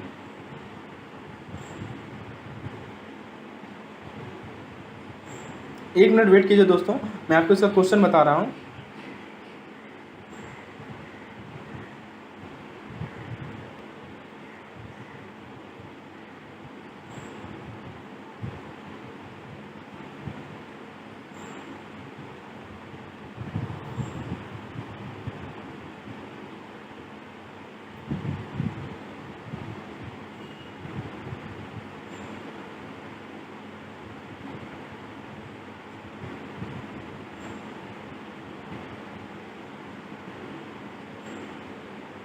हाँ देखिए दोस्तों, क्वेश्चन ये था इसका, मैं क्वेश्चन यहाँ शॉर्ट में लिख देता हूँ।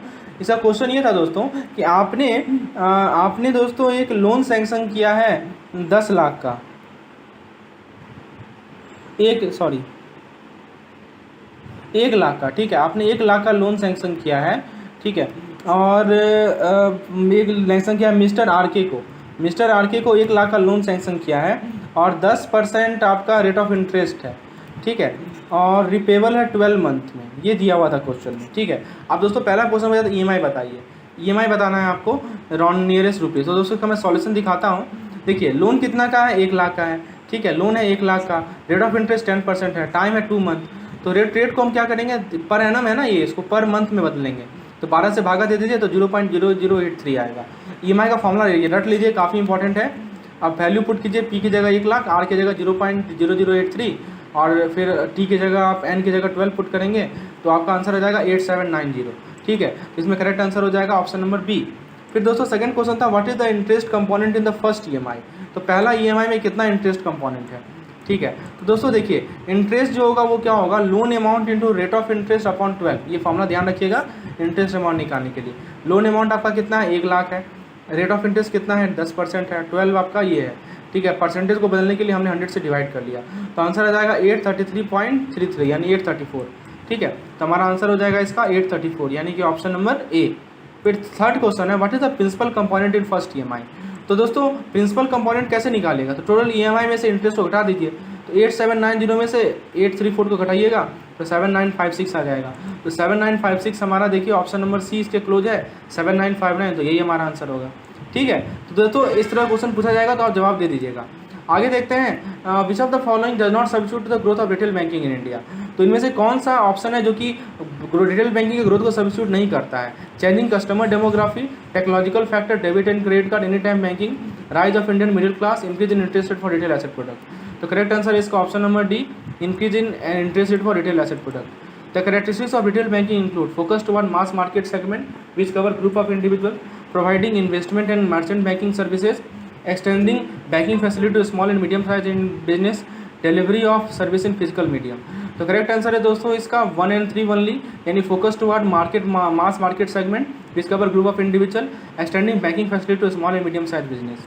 नेक्स्ट क्वेश्चन है कौन सा मोस्ट अप्रोप्रिएट है रिटेल बैंकिंग के पर्सपेक्टिव में। तो रिटेल बैंकिंग B2C होता है, आपको पता ही है, तो ऑप्शन नंबर ए सही होगा इसका। ठीक है, उसके बाद दोस्तों retail banking channelises fund from saver to borrower, the role of retail banking is best describe as. तो यहाँ पे फंड सेवर से बोरोवर में चैनलाइज करता है। इस केस में जो रिटेल बैंकिंग का जो रोल है वो है एसेट ट्रांसफॉर्मेशन।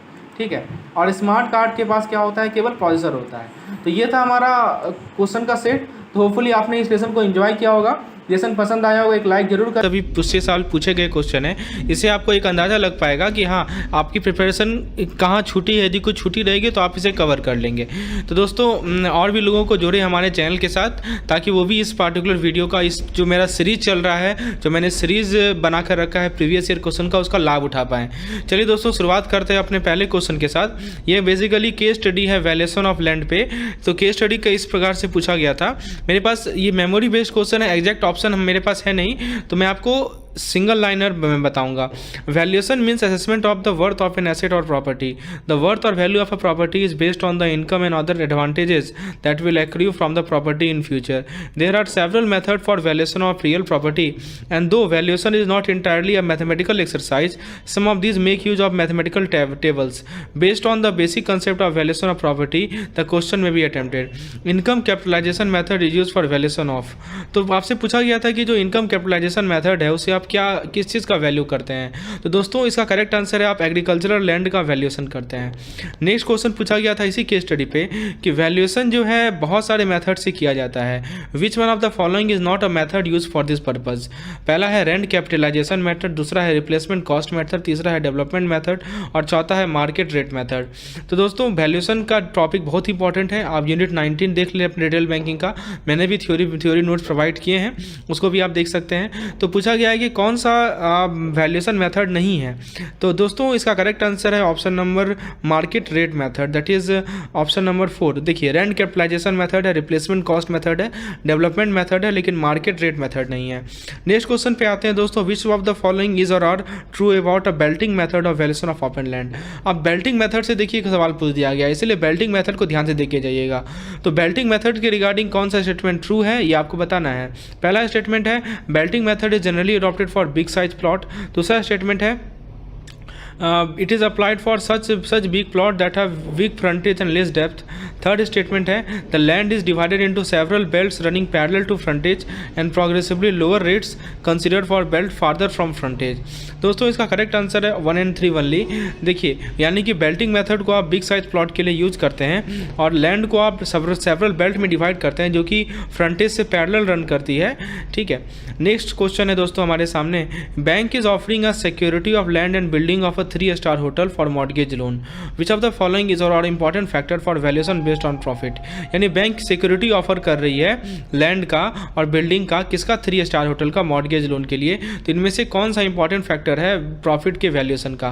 पहला capitalise value of the net profit as reflected in the book of the hotel, दूसरा ईयर ऑफ परचेज, तीसरा rate of return pertinent to hotel business, चौथा level of business in hotel in vicinity of this property. तो दोस्तों इसका correct answer है option number 1, 2 and 3 only. That is इनमें से सबसे इंपॉर्टेंट फैक्टर्स है capitalise value of net profit as reflected in the book of hotel, दूसरा है दोस्तों आपका rate of return pertinent in the आपका है ईयर ऑफ परचेज और आपका नेक्स्ट है हमारा rate of return pertinent to hotel business. दोस्तों आगे बढ़ने से पहले मैं आप लोगों को अपने प्लान्स के बारे में बता दूं। बेसिकली अभी आप यदि रिटेल बैंकिंग के जो मैं आपको प्रीवियस ईयर क्वेश्चन प्रोवाइड कर रहा हूं, यदि इस तरह का 2 साल का और प्रीवियस ईयर प्रैक्टिस करना चाहते हैं तो दोस्तों आप प्लान डी को ऑप्ट करें, जिसमें 4 फुल लेंथ मॉक टेस्ट होगा। टोटल 400 क्वेश्चन होंगे, पर मॉक टेस्ट 100 क्वेश्चन है। ₹8 इसका कॉस्ट है। डिटेल जानकारी के लिए आप मुझे इस नंबर पर व्हाट्सएप कर सकते हैं। यदि आपको डिजिटल बैंकिंग का MCQ PDF चाहिए, रिटेल बैंकिंग का MCQ PDF चाहिए, हर एक केस स्टडीज़ का PDF, ये डिफरेंट केस स्टडीज़ जो हैं उसके मैंने 18 से 20 केस स्टडी शॉर्टलिस्ट किए हैं जिससे सवाल हर एक साल पूछे जाते हैं। एक उसमें वैल्यूएशन ऑफ लैंड भी है जो कि अभी हमने डिस्कशन किया है। तो यदि आपको उन सभी का PDF चाहिए दोस्तों तो आप किसी भी प्लान को ऑप्ट कर सकते हैं, A, B and C। Plan A में दोस्तों मैं डेली एक टेलीग्राम ग्रुप है जिसमें मैं डेली इंपॉर्टेंट पॉइंट को डिस्कशन करता हूँ। ठीक है, उसमें क्वेश्चन आंसर को फ्रेम कर मैं डिस्कशन करता हूँ दोस्तों, तो आप उससे भी जुड़ सकते हैं। तो जो भी आपको जानकारी चाहिए रिटेल बैंकिंग से रिलेटेड आप इस नंबर पर व्हाट्सएप कर ले सकते हैं। आइए दोस्तों हम लोग नेक्स्ट क्वेश्चन को देखते हैं। नेक्स्ट क्वेश्चन है हमारा इनकम्बरेंस फैक्टर क्या होता है। तो इनकम्बरेंस फैक्टर एक वैल्यू होता है जो कि टाइप ऑफ स्ट्रक्चर पे इम्पोज होता है, having influence on earning capacity value of the building. मतलब एक ऐसा वैल्यू है जो कि स्ट्रक्चर के टाइप पे आपने इम्पोज कर दिया, ठीक है, और उसका क्या इन्फ्लुएंस कहाँ होता है कि उस बिल्डिंग का जो अर्निंग कैपेसिटी वैल्यू है उसका इन्फ्लुएंस होता है। नेक्स्ट क्वेश्चन दोस्तों आपको डाटा दिया गया था, let me show you the data more clearly. दोस्तों आप ये केस स्टडी देख पा रहे होंगे, इसमें देखिए डाटा दिया गया था बुक ऑफ बैंक FTH, ठीक है, ऑन 31 मार्च 2021। तो देखिए पहला लोन है 4-5 तरह का लोन दिया हुआ, A1, A2, A3, A4, A5। इसमें सेकंड जो कॉलम है उसमें है बैलेंस आउटस्टैंडिंग एज ऑन 31 मार्च 2021, सबका बैलेंस आउटस्टैंडिंग बैलेंस दे रखा है। फिर सिक्योरिटी का वैल्यू दे रखा है और NPA का डेट ऑफ सिस्टम क्लासिफिकेशन दे रखा है। पहला क्वेश्चन है कि लोन नंबर A1 जो है उसको क्या क्लासिफाई किया जाएगा 31/3/2021 को, और इसमें कितना प्रोविजनिंग चाहिए। तो लोन A1 को जो है एनपीए आपने कब क्लासिफाई कर दिया, 30/9/19 को, है ना, 30/9/19 को क्लासिफाई कर दिया। और अब A1 को जो है 21 में क्या करेंगे बताइए।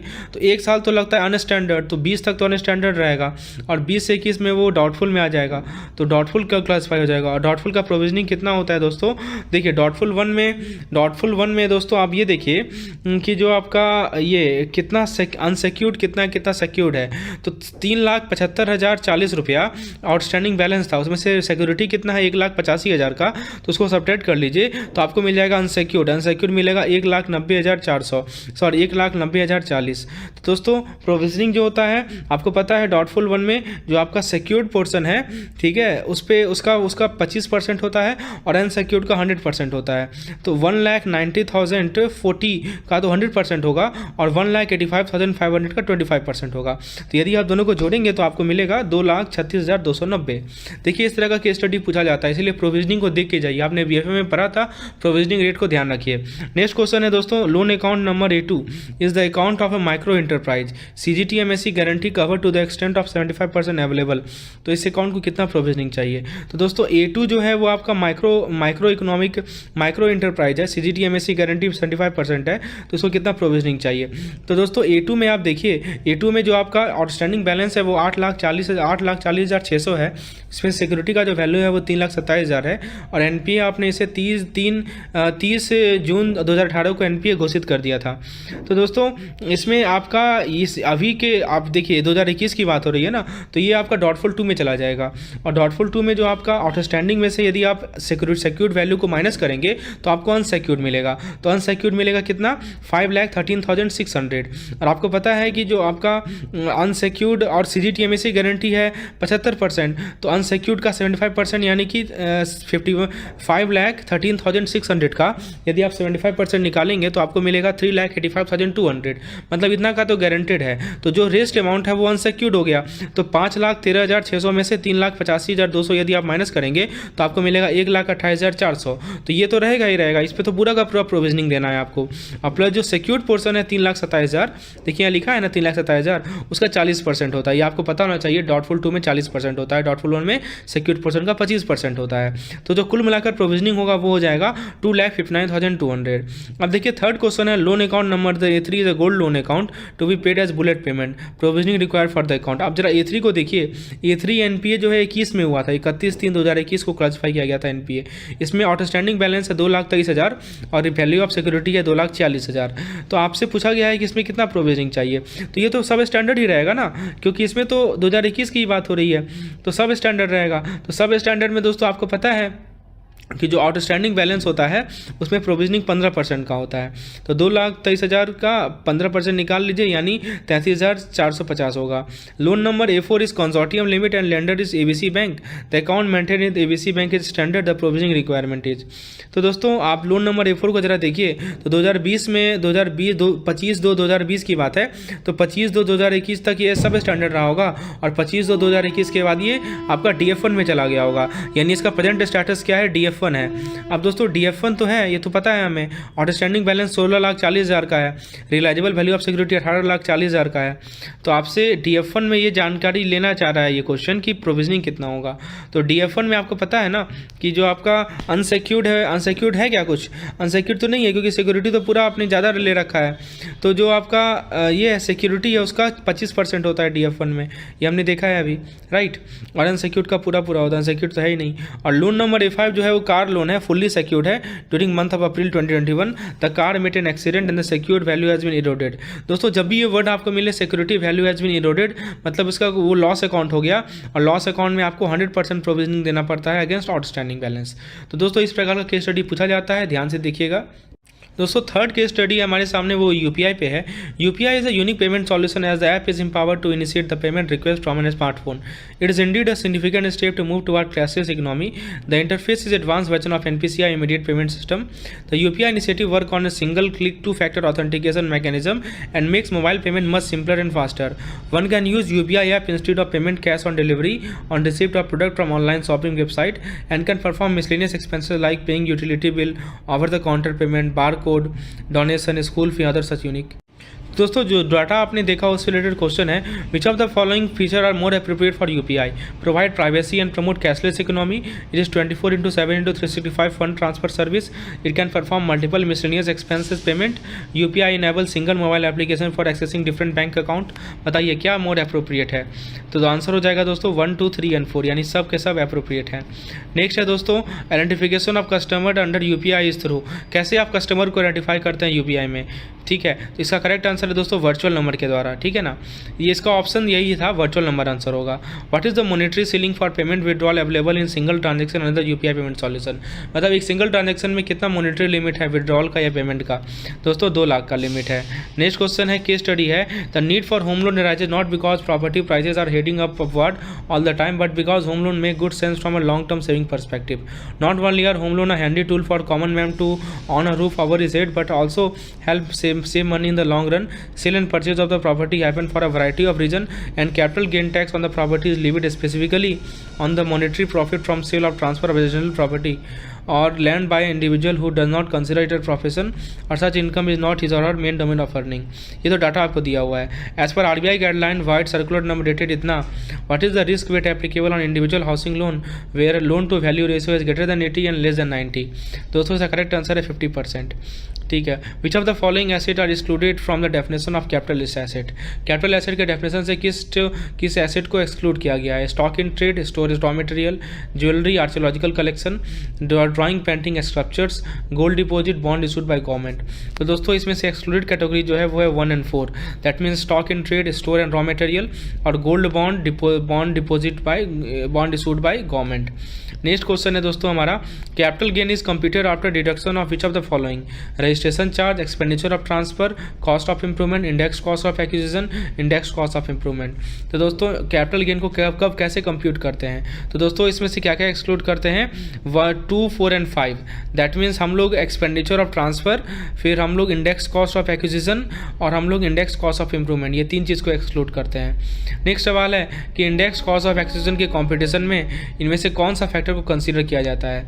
Year of acquisition, year of transfer, cost inflation index of acquisition, cost inflation index of the year of transfer, sale consideration in the year of transfer. तो इसको याद रखिएगा कि इंडेक्स कॉस्ट ऑफ एक्विजिशन के कंपटीशन में जो factor consider किया जाता है वो है 1, 2, 3 and 4, that is year of acquisition, year of transfer, cost inflation index of year of acquisition, cost inflation index of year of transfer. उसके बाद नेक्स्ट क्वेश्चन है हमारा, under the income tax act benefit of long term capital gain not exceeding ₹2 crore can be avail by reinvesting in. यानी income tax act के अंतर्गत आप tax benefit ले सकते हैं लॉन्ग टर्म कैपिटल गेन पर। आप कब जब आप उसे री इन्वेस्ट करेंगे कहाँ। पहला, purchase of 1 or 2 residential house property, purchase of only 1 residential house property, construction of 1 house property, construction of 1 or 2 house property. तो दोस्तों का करेक्ट आंसर है 1 or 4 only, that is purchase of 1 or 2 residential house property और construction of 1 or 2 house property. ठीक है, next question है दोस्तों हमारा case study 5। And RBI issued a directive on storage of payment system data, advising all the system provider and operator to ensure that relating to payment system is stored in system only in India. The extent direction are applicable to participant in. तो पहला है payment system operated by RBI via RTGS and NEFT, system operated by CCI and NPCI, third है payment gateway, fourth है third party vendor, fifth है participant of card scheme, sixth है corporate are as remitted of fund through various payment system, seventh है exporter importer. तो इसका correct answer है option number A, that is payment system operated by RBI, that is RTGS and NEFT. ठीक है, उसके बाद दोस्तों हमारा नेक्स्ट क्वेश्चन है, which of the following is not included in the payment data to be store in India. तो किसे आपको इंक्लूड नहीं करना है पेमेंट डाटा जो कि भारत में स्टोर करना है। In to in transaction detail, information pertaining to settlement transaction only, detail like customer data, payment sensitive data, payment credential. तो आंसर है ऑल ऑफ द अबव, किसी को आपको स्टोर नहीं करना है, पेमेंट डाटा को स्टोर नहीं करना है। नेक्स्ट है, which of the following statement is correct with regard to the storing of data pertaining to cross border transaction. तो जो क्रॉस बॉर्डर ट्रांजेक्शन है उसमें आपको कौन सा डाटा स्टोर करना है, इसके रिगार्डिंग कौन सा स्टेटमेंट करेक्ट है। Copy of domestic component of the transaction, copy of the foreign component of the transaction is not permitted, Only the foreign component of the cross-border transaction are allowed to be stored abroad. Neither the domestic component nor the foreign component is allowed to be stored abroad. तो answer है दोस्तों इसका option number A, that is copy of domestic component of transaction may also be stored abroad along with the foreign component if required. यदि जरूरत पड़े तो जो आपका डोमेस्टिक कंपोनेंट का कॉपी है जो ट्रांजेक्शन का, उसको आप अब्रोड में स्टोर कर सकते हैं, ठीक है, अलॉन्ग विथ फॉरेन कंपोनेंट यदि जरूरत पड़े तो। नेक्स्ट है which of the following statement correct regarding processing of payment transaction. There is no bar on processing of payment transaction outside India subject to data is being stored in India after processing. If the processing is done abroad the data should be deleted from the system abroad and brought back to India not later than 1 business day or 24 hour. Activities such as settlement or processing carried out after payment processing if done in outside India shall have to be undertaken on near real time basis. For activities such as chargeback, the data can be accessed at any time from India when it is stored. तो दोस्तों correct पूछा गया है आपसे, इसका correct answer है 1, 2, 3 और 4, मतलब सारा का सारा स्टेटमेंट आपका करेक्ट है। नेक्स्ट सवाल है दोस्तों, can the payment system be shared data be share with overseas regulator. क्या जो पेमेंट सिस्टम का डाटा है वो ओवरसीज रेगुलेटर के साथ शेयर किया जा सकता है? Yes, depending upon origin of transaction and after due approval from RBI। No, as per RBI directive does not allow storage of data outside India. Yes, depending upon the nature of transaction and with due approval from the board. Yes, only NPCI authorized. Option D कर रहा है दोस्तों, केवल NPCI authorise है ऐसे decision को लेने के लिए। इसका सही आंसर है दोस्तों ऑप्शन नंबर ए कि और ट्रांजेक्शन कहाँ से ऑरिजिन हो रहा है और आपको RBI से अप्रूवल लेना पड़ेगा इसके लिए, तभी जाके आप डाटा को पेमेंट सिस्टम के डाटा को शेयर कर सकते हो ओवरसीज रेगुलेटर के साथ, ठीक है। नेक्स्ट है दोस्तों, मनी का टाइम वैल्यू होता है। 1 रुपये जो आज आपके पास है वो ज़्यादा वैल्यूबल है 1 साल के बाद 1 रुपये जो होगा, ये तो पता ही है आपको। क्वेश्चन पे आते हैं। ABC limited currently has 55,000 employ. The company expect a compounded growth of 5% per year on the strength. How many employee will ABC Limited have in 10 year? तो दोस्तों F is equal to 8 times 1 + R whole to the power n को apply कीजिए। A आपका 5000 employ है अभी, ठीक है, R आपका 5% है और T आपका 10 ईयर होगा, तो 1 + 0.5 टू द पावर 10। इसको सॉल्व करेंगे तो आपको 8145 मिलेगा। नेक्स्ट क्वेश्चन है, mister X promises mister Y that he would give him ₹1 lakh after 3 year. मतलब मिस्टर एक्स ने मिस्टर वाई को प्रॉमिस किया कि वो 1 लाख रुपया 3 साल के बाद दे देगा।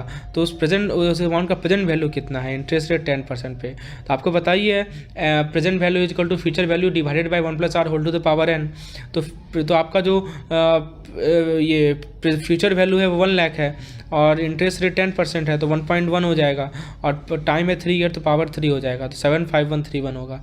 नेक्स्ट क्वेश्चन है, आपको 72 रूल को अप्लाई करना है और आपको बताना है कि जिसको कि कहता है कि 10 साल में जो है 1 रुपया डबल हो जाएगा, ठीक है।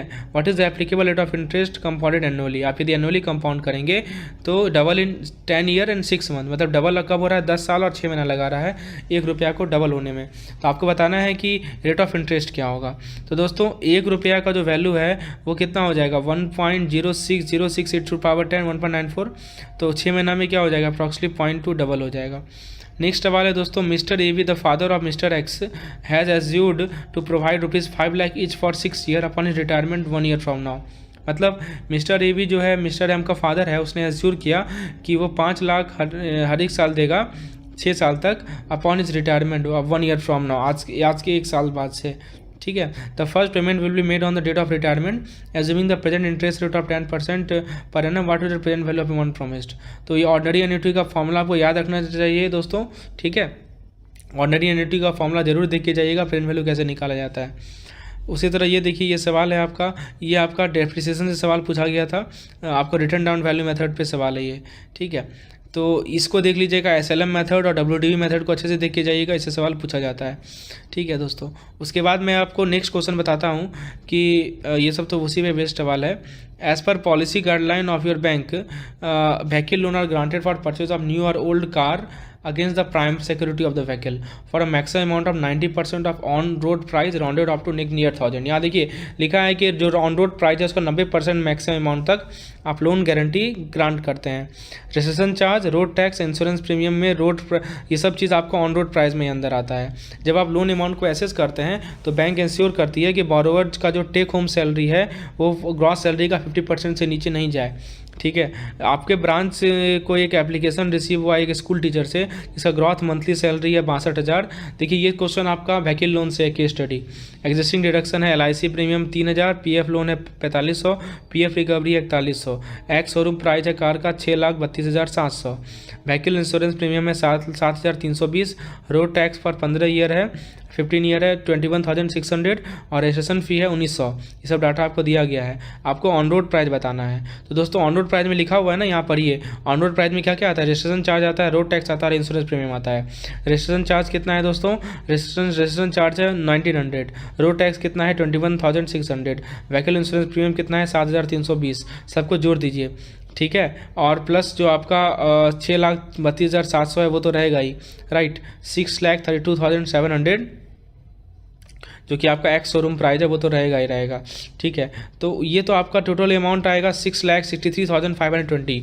एक चीज़ यहाँ लिखा हुआ था दोस्तों, पढ़िए लास्ट शुरू लाइन में, कि जो आपका मैक्सिमम अमाउंट है 90% of on road price round of, तो आपको 90% इसका निकालना पड़ेगा, तो आपको मिल जाएगा 5,97,160। यही आपका ऑन रोड प्राइस हो जाएगा, ठीक है।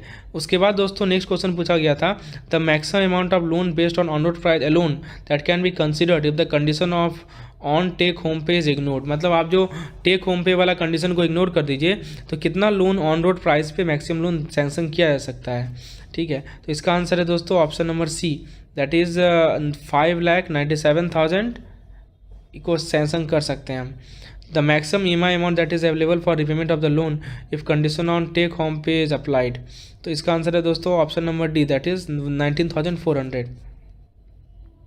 दोस्तों एक क्वेश्चन है कि the security interest will be created on the vehicle by way of.